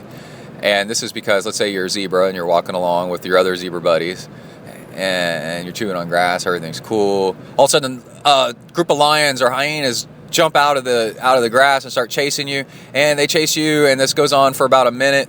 And then they catch somebody, and it's not you, and so then they eat Bill, and you're like, oh crap, Bill's dead, and then you go back to eating your grass, right? You go right back to trying to calm down and be cool again, and so it's brief moments, or they got you and you're dead, right? So it's brief moments of high intensity burst speed of stress, but then it's over, and you go back to just being relaxed and calm and waiting for the next high intensity stress event. So I'm listening to this while I'm running, and I'm like, man, it really helps to have visualizations or analogies that you can relate to get a job done right, because the more you hear it from different angles, one of those angles like really clicks, and then you get a big picture. But I'm working with somebody right now trying to tell them, you need to slow down while you're running. You don't need not to be going so hard. You have a tendency of going too hard on your easy. And I'm like, man, I got to tell them about this. Be a zebra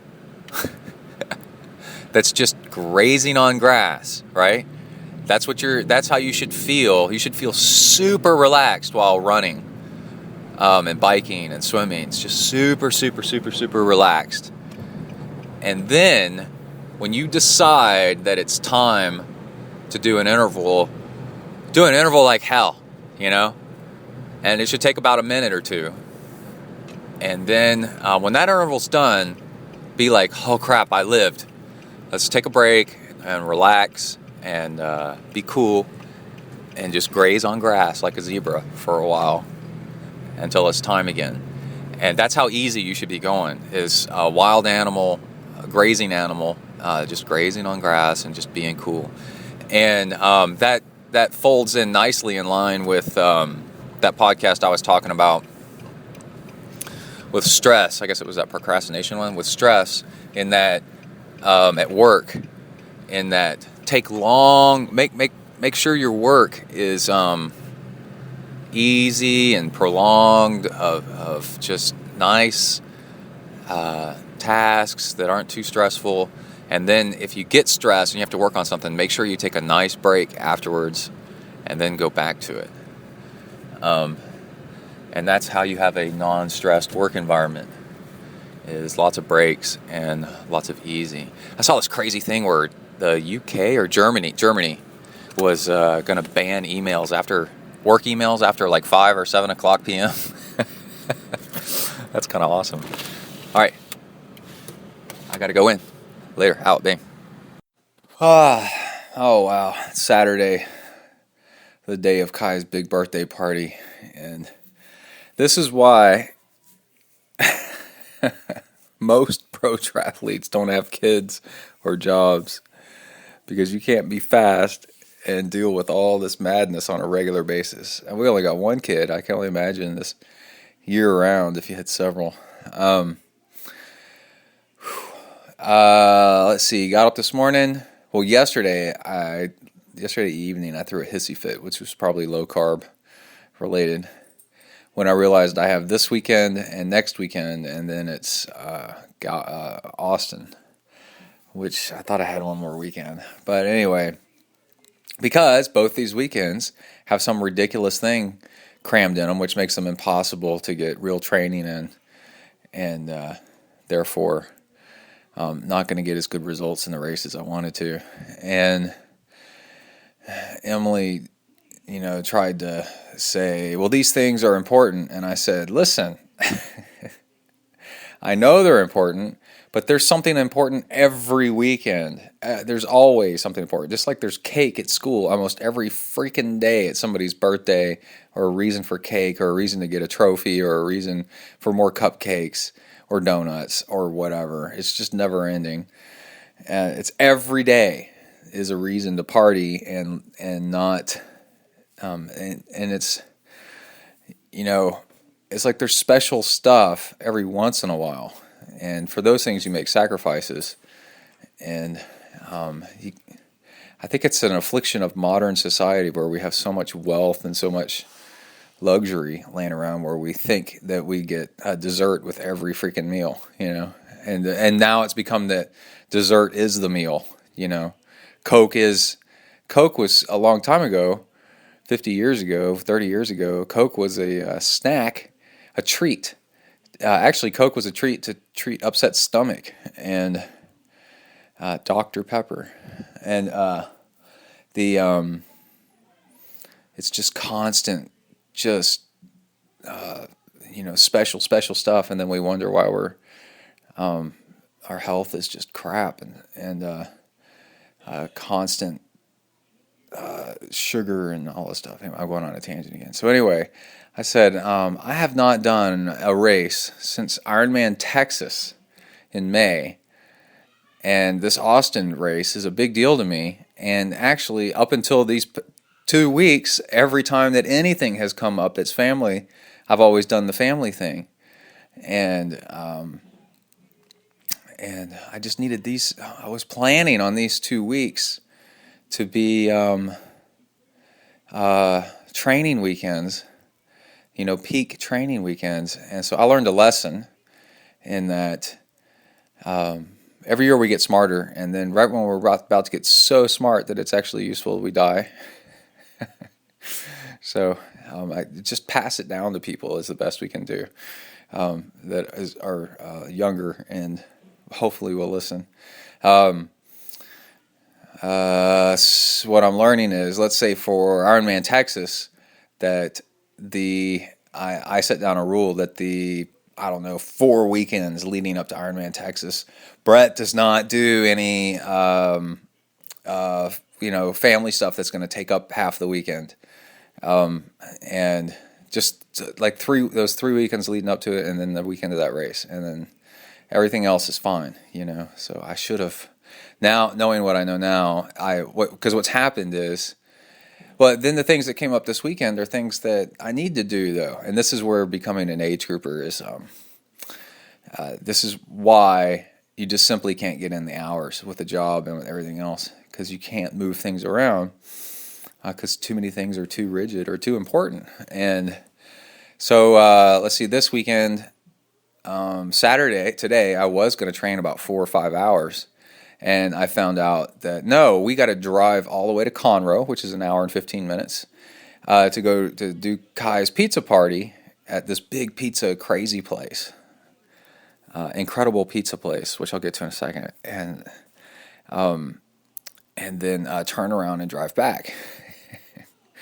So we started this mayhem at about 11:30 and didn't get back until 5:30, and but then you got to do this because it's his 10th birthday, and it's huge, and it's awesome, and it's all of his friends, and this is a really important time. I definitely remember when I was 9, 10 years old, and it's the best time ever, and your worldview starts really taking shape then, and your view of your parents, and so Emily's like, well, you're not skipping out on this weekend, and I go, no, never, I never ever would. This is way too important. I just wish I thought of it.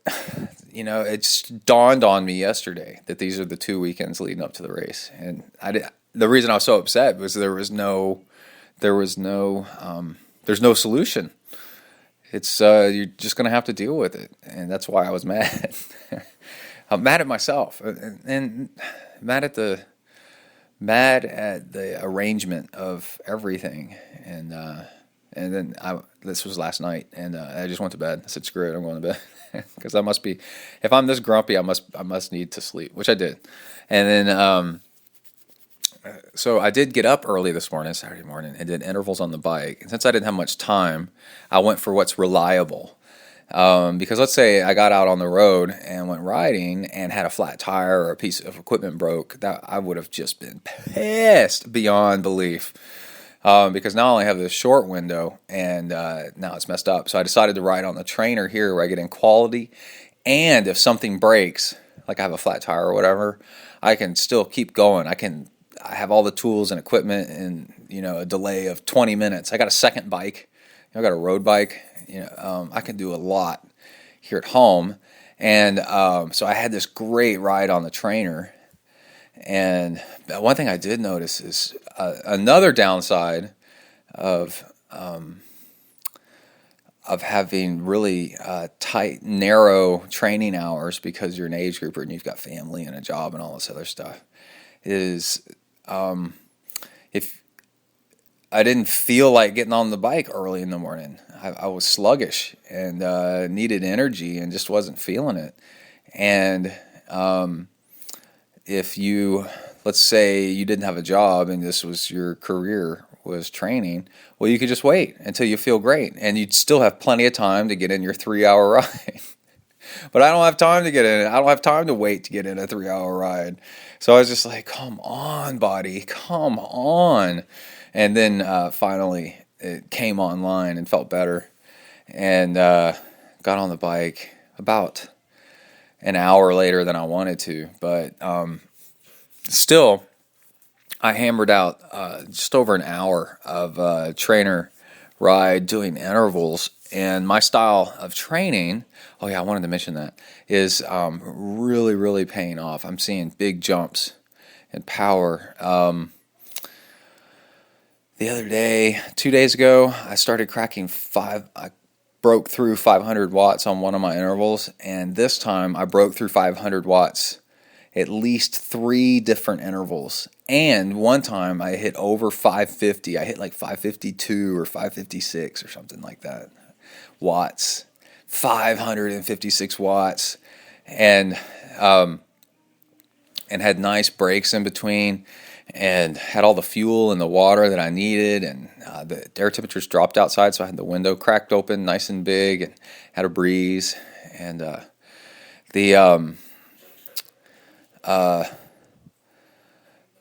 thing, we were driving home from the pizza place, and I was listening to a podcast on my headphones while the boys were listening to Rush, Tom Sawyer, and on the car stereo, and other rock music. And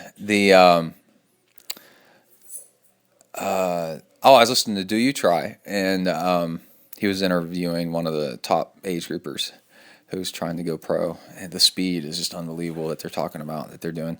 And he was asking, how do you train people?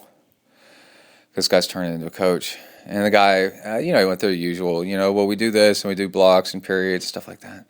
And it made me think about the way that I train people. And over the years, I've figured out that really what's most important is you train what the person needs most. And it's it's a lot of times the opposite of what you'd think. And so what you do is you test them a little bit, or you look at their recent workouts and races. And so let's say, for example, if you sent somebody out for an hour bike ride, right, something kind of shortish, medium, and you said go pretty hard, or I don't know, like based on how hard you tell them, their resulting speed, let's say it's on pretty level ground and it's average conditions outside. If their speed's kind of low and it's only an hour ride, they need power work. They need intervals to make them stronger. And then let's say that their speed's plenty high. Well, then their output's plenty high. Well, then they need endurance work.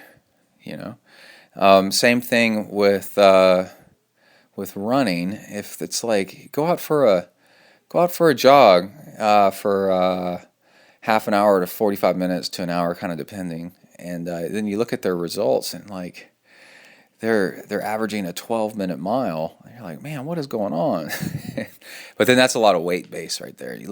But anyway, so you look at knowing what you know about the sport. You look at what is their weakest link, and then you fix that. And then the other links get stronger a little bit while you're fixing the weakest one, and then you go on and fix more and more and more things. So. And I'll come back to that in a minute about coaching and training techniques. So we do this pizza party thing, and Kai's got 6 other friends with him. Emily and I have to take separate cars to drive them there, to fit them all in the car. And hour and 15-minute drive. And then we get there, and this place is huge. It's in Conroe, Texas.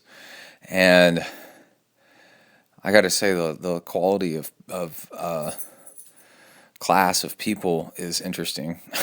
Always has been in Conroe. I've grown up around Conroe, and just everybody wants to look like they're in a motorcycle gang nowadays. It's pretty outrageous, guys and girls for some reason. And then the inside of this place is a reflection of what's going on in modern society with consolidation of different things under one giant roof, and a lot of risk with that, and just a lot of amazement.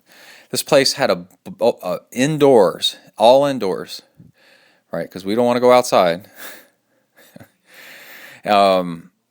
Go-kart, huge video game facility, go-kart track, putt-putt track, bowling alley, ice skating rink, and like 2 restaurant-size pizza places and buffet. And I know I'm missing something. A 57 Chevy that you get your picture by, and it was all 50s themed. And if you... I don't understand how people work in one of these places without going absolutely insane from the noise of bebop 50s over horrendously loud video games. So it was exhausting being there, and it's really nice knowing how stress works, and knowing that I wasn't going to be able to get in a ton of training because that drive there and dealing with these boys and then driving back was going to stress me out, and then that sucks your energy down. And try to stay as relaxed as possible, and maybe when you get back, you can go for a run. And so I got back and went for a run, and I managed to run almost 8 miles, just under 8 miles, and it was an hour and 10 minutes. I didn't look to see what pace that is, but I was running easier and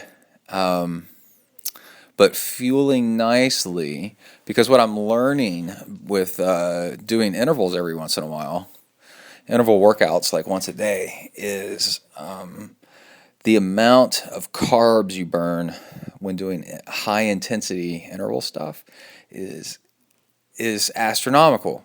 And oh wait, this thing's trying to connect to something. back, is astronomical. And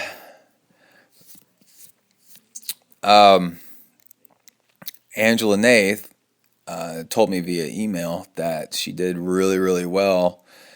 She won this Ironman at Chattanooga by picking up the Jesse Kropelnicki core diet and training method, which I'm assuming right now, based on what I know, means learn to fuel like crazy during the workouts and during the race, during the race by fueling through your workouts, getting used to that, and then eating really healthy when you're not working out.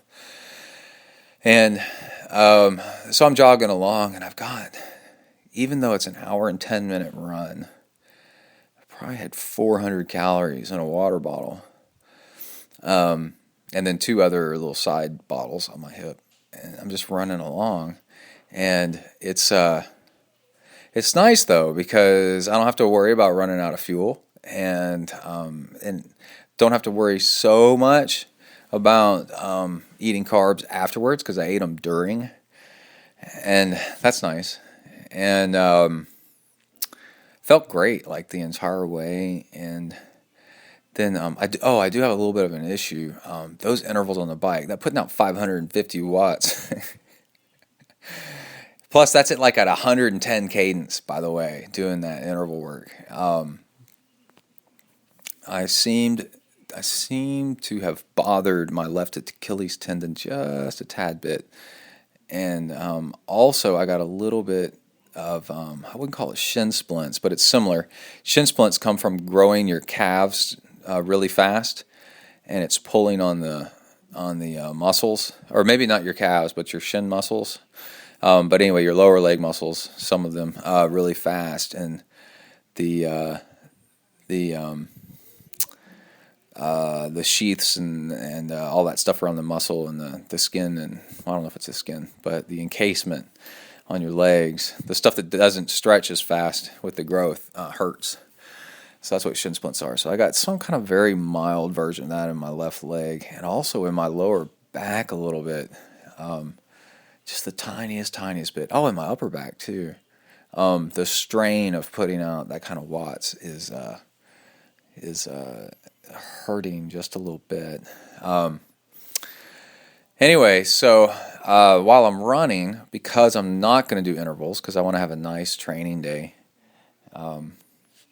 tomorrow, so I'm just running easy, I'm listening to more of Anti-Fragile, which is a very intellectual book it's an audiobook on audible.com. And some things, I think I talked about in the last podcast, some things are better agitated, and physical fitness. You get more physically fit due to disruption and stress. And it's just really, really nice listening to that book and different viewpoints on things, on how things work. And the one I really like is where he's talking about birds don't need ornithologists, which is our bird experts, bird scientists, to teach them how to fly. They don't need Harvard professors to explain to a bird how to fly. Birds know how to fly. They do it by trying, and then they start flying. They're built that way, and they do it excellently, most excellently. And in this guy's experience of being a stock trader, the people that are really down in the pits doing stock trading or whatever really don't know that much about the things that they're trading. They just know how people like to trade. And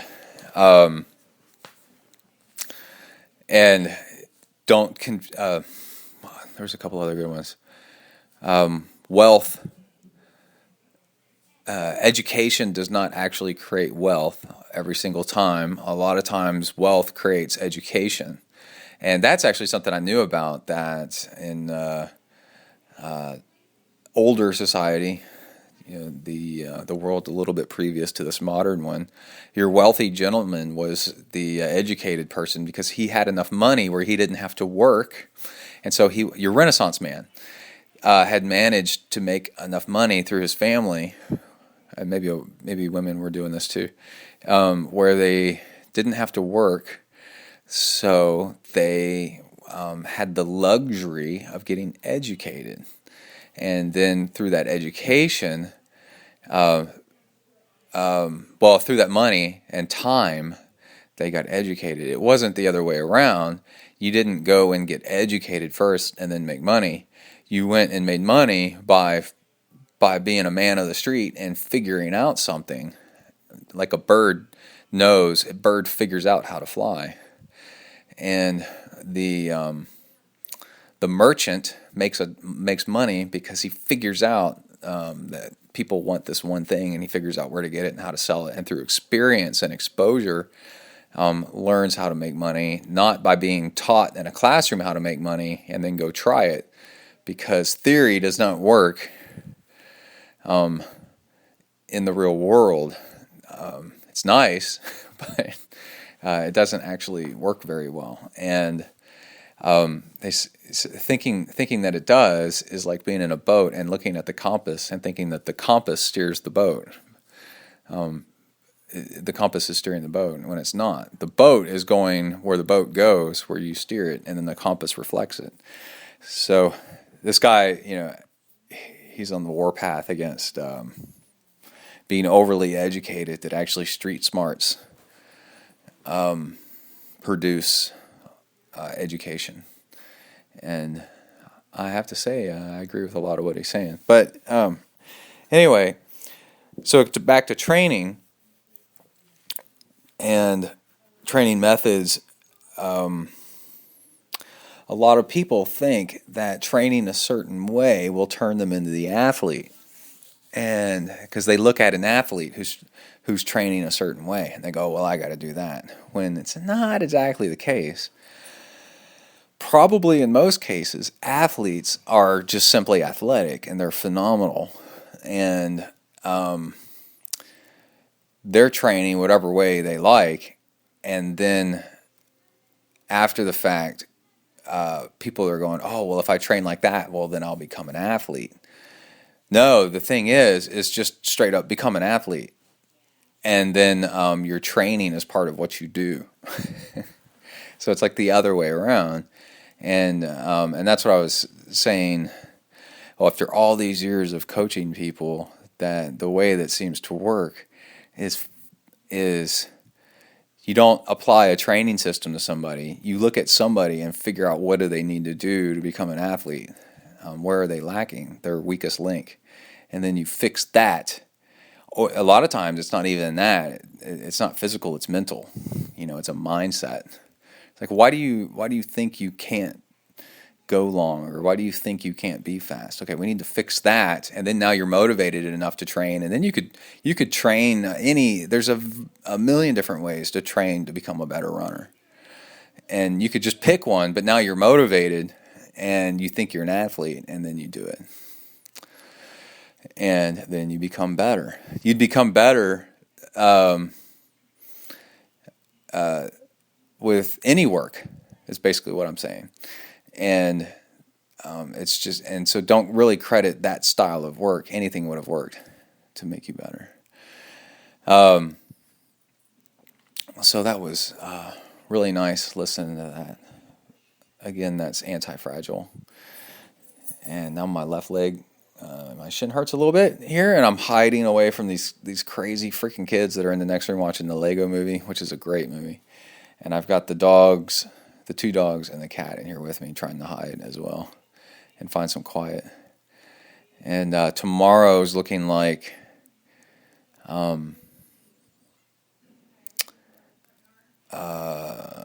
a big day. I was just thinking about at work, we had a health screening, and I set off the alarm on the heart rate. They take blood pressure and heart rate, and my heart rate was too low, and I said, "Oh, I'm athletic," and she just blinked at me, and I go, "I'm a triathlete. It's like swimming, running, and biking." And then she looked at me again. She goes, "Oh, okay." It was 43. And that was after having, 2 cups of coffee and working out that morning, and being at work getting up at 4:30 a.m. and then working out and then being at work for an hour and then hour and a half and then getting my blood stuff done my heart rate was still only 43, which was pretty nice. And then, but they put me on a scale and I weighed 187, and that pissed me off. And I think that led to some of the stress yesterday, where I was thinking that I was gaining weight and getting out of shape or something stupid like that. And then I got on the scale this morning and I was 181. So, by the time you eat and hydrate and all that other stuff, and then you got on your work clothes or shoes and whatever in your pocket, then it really starts pounding on the weight. Literally, get it? I think that's it. I'm going to hit the sack. All right, everybody, stay safe. Out, bang. All right, getting in the ZenTri mobile studios, leaving the neighborhood pool. If you hear any metal crashing sounds, that's the two kids in the parking lot here learning how to ride their bikes. So, just a while ago, got off the phone with Arshad from Amrita Health Food, Amrita Bars, and did a nice, longer than an hour-long podcast all on the history of Zen and the art of triathlon and using Zen to shape your life. And I caution against saying making your life better, even though it does. It's more up to you and what you use it for. And you don't want to prescribe. I got these kids hovering right behind my car. I could just back over them by accident. You guys need to learn some bike safety, yo.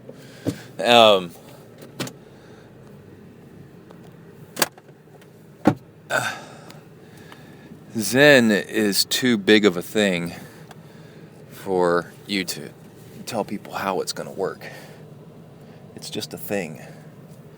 It's like a truck. I don't need to tell you how to use it.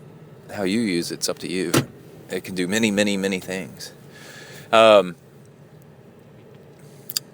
good things. And let's see. Did a nice long interview with Arshad, which was really cool. And I highly recommend you go check it out. I was really enjoying the talk that we were having. It was really nice. And then also did a 3-hour ride this morning. And my numbers were probably the best that I've ever done for a 3-hour ride, I guess.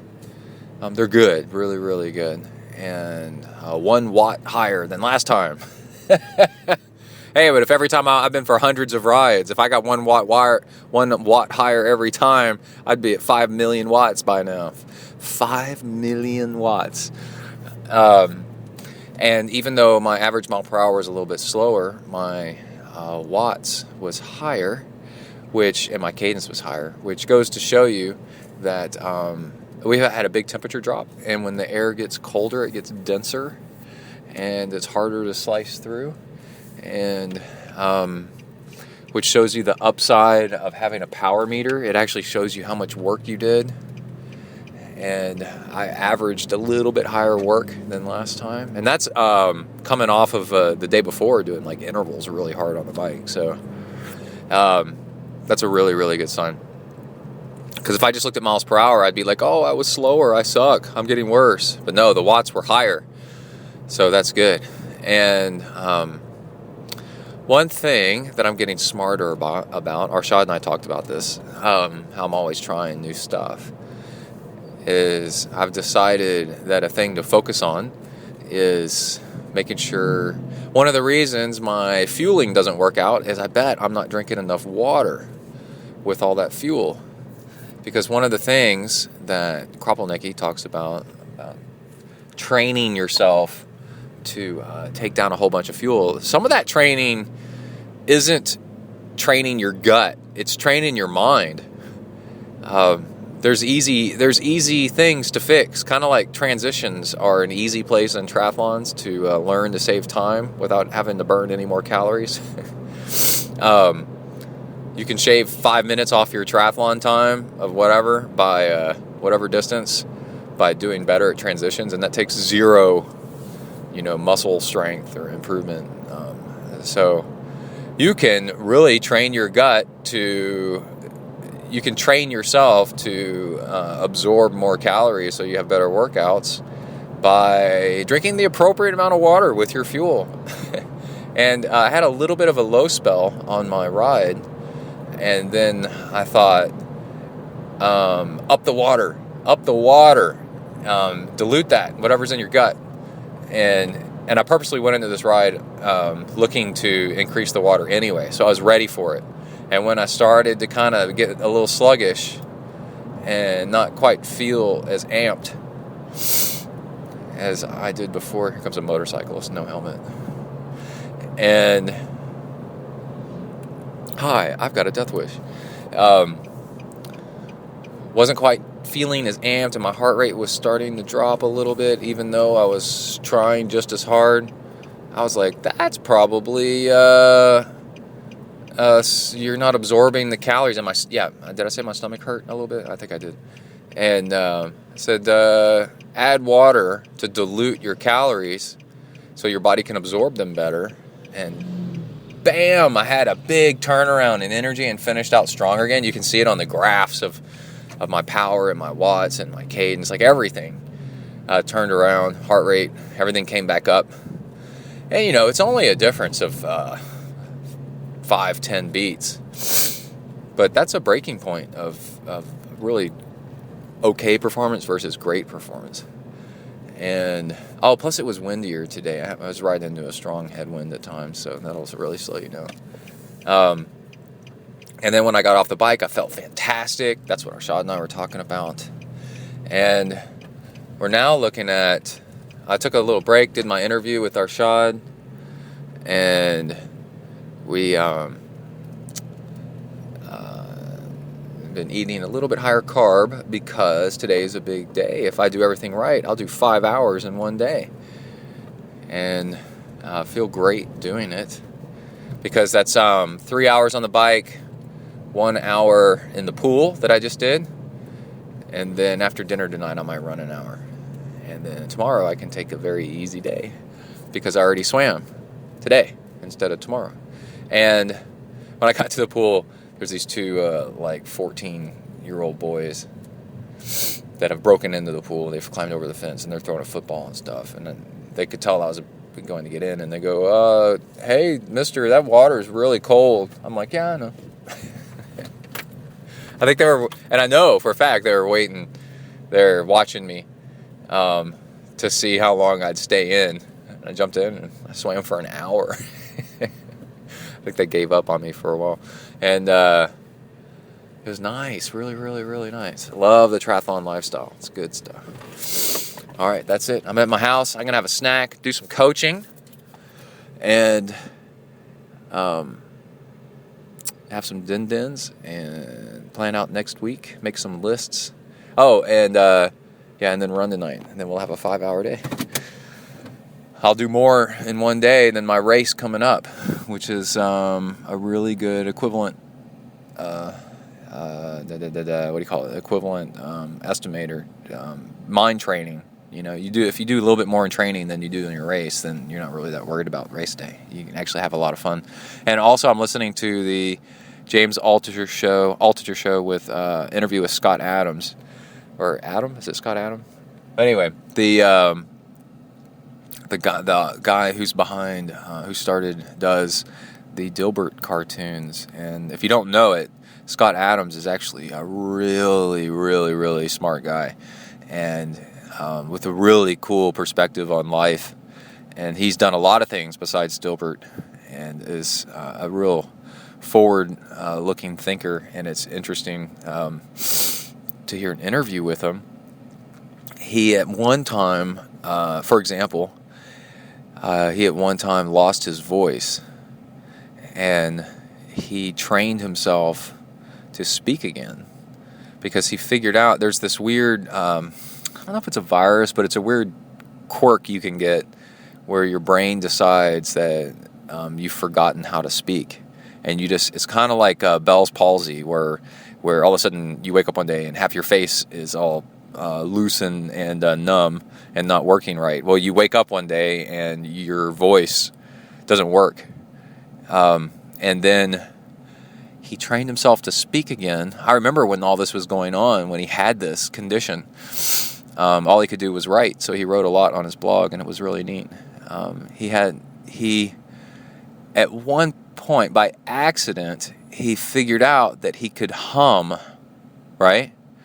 Like a children's tune. And that's so, a nursery rhyme. That's so ingrained in your head, these nursery rhymes, like Three Blind Mice, like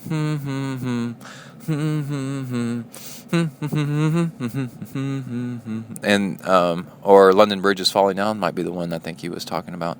And he was like, holy crap, I can actually hum. That's using my vocal cords. It's kind of like stuttering, where if people that stutter can actually talk plainly if it's like rhythmic sometimes. I don't know. I'm not a stutterer, so I don't know. But it's weird. Like, you can override the brain's trip-up system by doing things that are more burned into the brain, and the brain doesn't sense as hard or as the same thing. It senses it as different, so it's okay with it. And so he learned he could hum, which is using his vocal cords, and then he figured out after a while, and that was a big relief. Like, he was really excited about that. Imagine having to be in silence for a year or something, and then he figured out that he could say things if he hummed them to a tune. So he could say, I'm going to my house, but he'd go, I'm going to my house. But as long as it was almost like he was humming it, because he could hum it, so he could hum it to a tune, because that wasn't talking. Isn't that weird? And then over time, he got to the point of where he got control of his voice back. So he fought back and beat this crazy thing by outthinking it. And that's Scott Adams. It's a real inspirational guy. And the interview's really good. It's like an hour long. I've listened to it twice because it's so full of interesting viewpoints on things in life. So go check it out. All right, out, bang. Hello, I'm back. It's lunchtime on Monday. I can drive to my house and go have lunch instead of buying lunch, trying to save a little bit of money here. Got races coming up and things are expensive and not getting any cheaper. So I'm really happy with today, because in spite of doing 5 hours of training yesterday, if I did that normally, I'd be pretty much a mess on Monday, work, and I would just sit there and stare at my computer screen, trying to get moving, and then also really frustrated, really miserable, because you want to do things and you just don't have the energy to do them. And the big change was more hydration during my workouts, and also between workouts, focusing on making sure I drink more water, and that's during the workout, and that's definitely 50% of it, and then making sure I ate a little bit more carbs, especially post-workout, that half-hour magic window. Sit there and eat ice cream until I don't want to eat anymore. And weight did not go up. I actually stayed exactly the same, and actually went down a pound, but I figured a little bit that's dehydration. So roughly exactly the same this morning, and then at work, in spite of feeling worked out, like having to catch my breath a little bit, kind of here and there, because I worked out a lot, but not feeling exhausted and tired and miserable because I got stuff to do and I can't do it, which is a nice change. So again, hydrating better during the workouts is a big piece. Between workouts, a very small piece. And then eating more, especially carbs, during after and around workouts, being more conscious of that. And yeah, I feel really, really great. So that's a big change. It's nice. Nice. So, all right, I'm going to go in and eat. I'll be back in a minute. Out, bang. All right, I'm back. Let's go ahead and wrap up this show with a few little things. Getting closer to Austin, 70.3. It's on October 24th. My big day on Sunday, 5 hours of training. Yesterday, did no training. You can hear the diesel grinding away, thumping away next to me. I used to drive a diesel car. Squirrel moment. And so yesterday, nothing. And then this morning, it's Tuesday morning, getting on the bike and trying to train. I had plenty of energy to get up. You can tell how recovered you are by how late you sleep in. And I didn't sleep in at all. I was up at like 4:30, pretty much awake, and then got on the bike after a while, and then trying to get going. Watts power was down a little bit, which is an indicator of how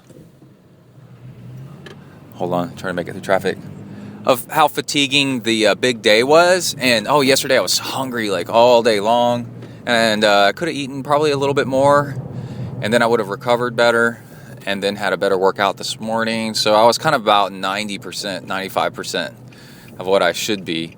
My numbers did not go up, which means I was still a little bit fatigued, and I could have skipped my workout, and then but I only had so much time, and I got things to do, which is your dilemma of being an age grouper, you know. Ideally, would have slept in even more and done a bike workout around lunchtime or something like that. But anyway, and then I would have been refueled better and better to do it. But I don't have lunchtime to do it because I got meetings and all kinds of work crap. And so anyway, you can use your metrics, to see how recovered you are. And if you're measuring stuff, then you know. That's why you measure stuff. So you know. Now you know. Knowing's half the battle. And the other thing was, yesterday, I was talking to my buddy Morgan, and we were just throwing around ideas, and together we were kind of like, man, you know what?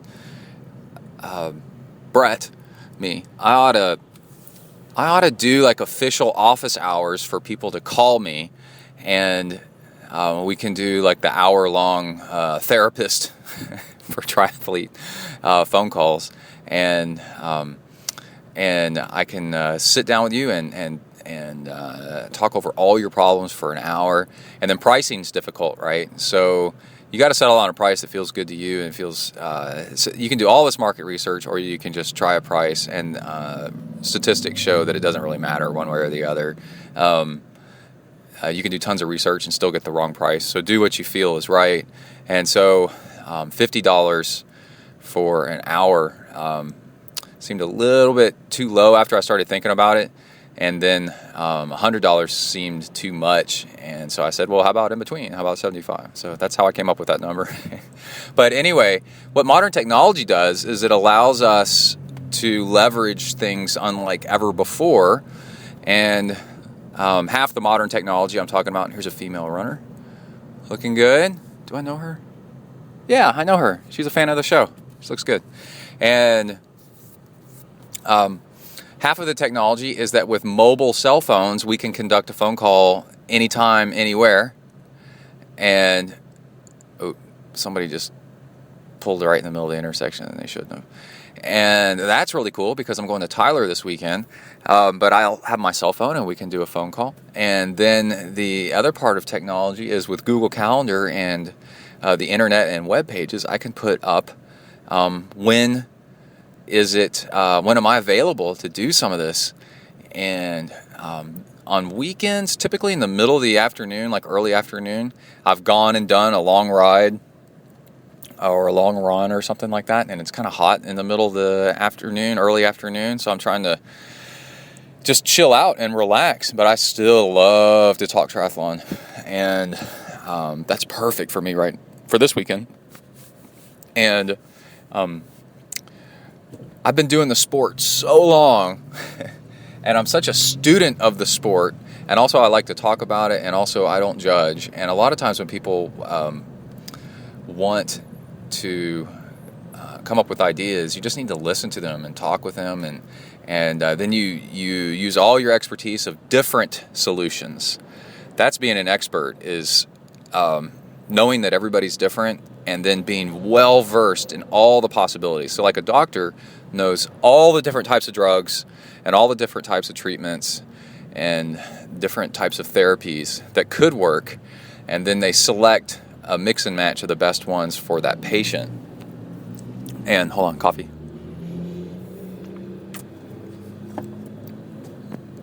Instead of just one type of method. You know, that's your guru. That's, hey, this one thing will fix everybody. Well, that's not true. So that's why somebody that's been doing something for a long time and has been watching lots of people is a really good consultant or person to talk to, a therapist in a way. And so I'm calling it Zen Chat Office Hours.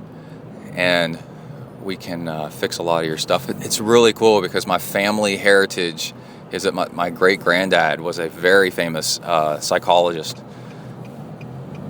in the United States, one of the first ones in the United States.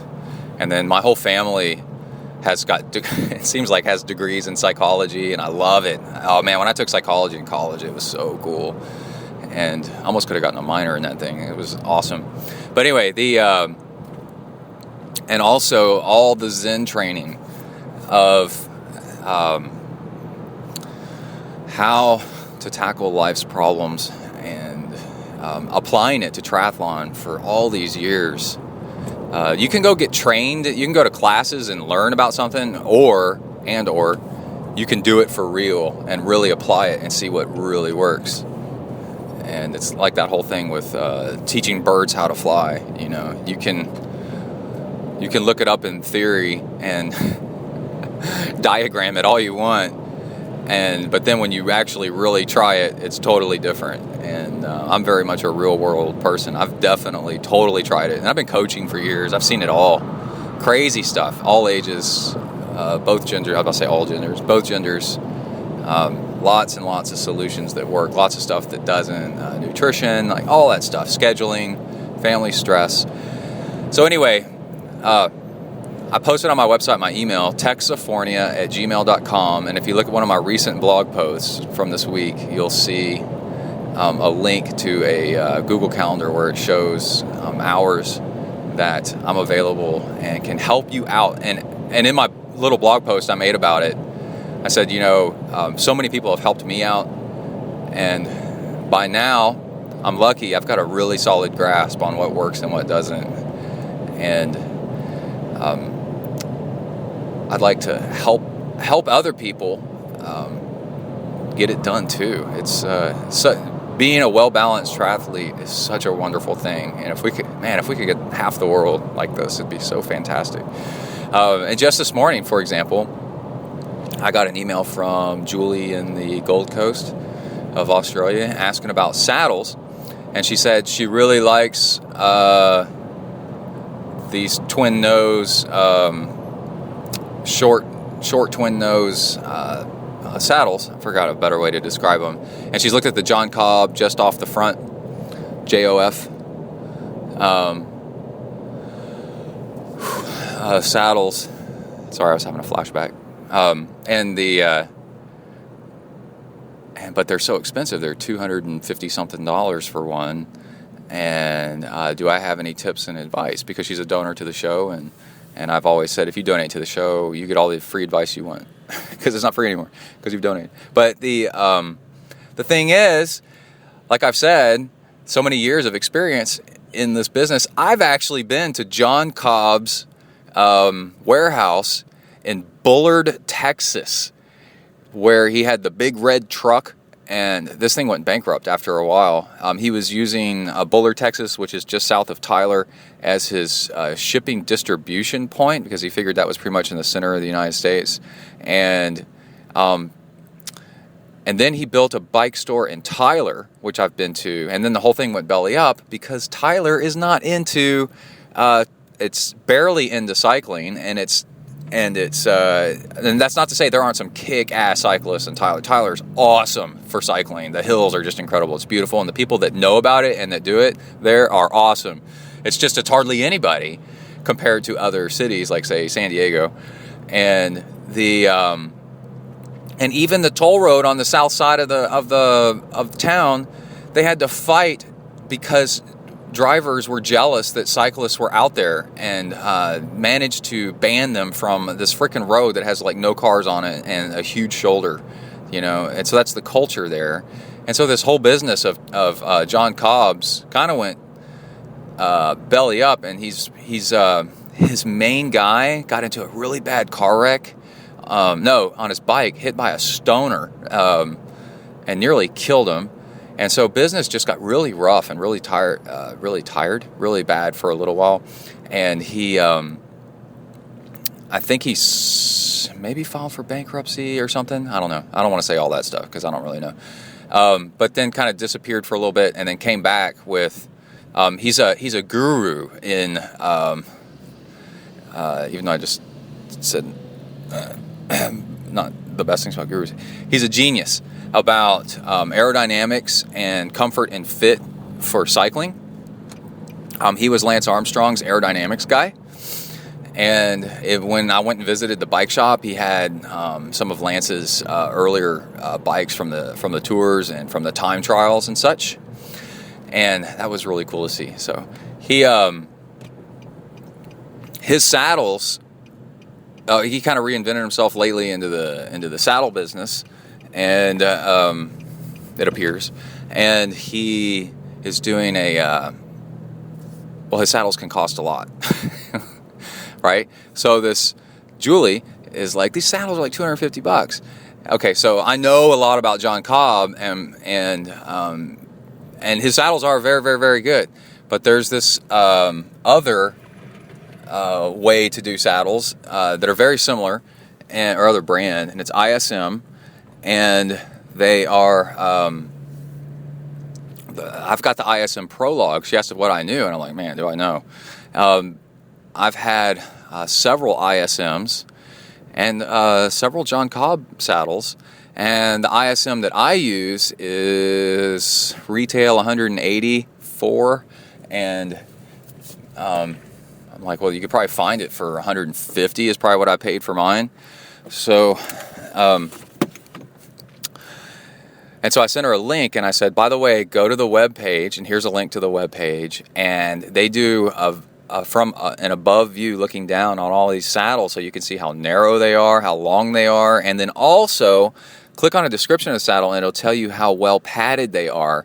And that's good to know for like how far you're going. If you're doing an Ironman, you want a nice padded one. And they do all the measurements and dimensions, and this is all really good stuff. And your saddle is so important.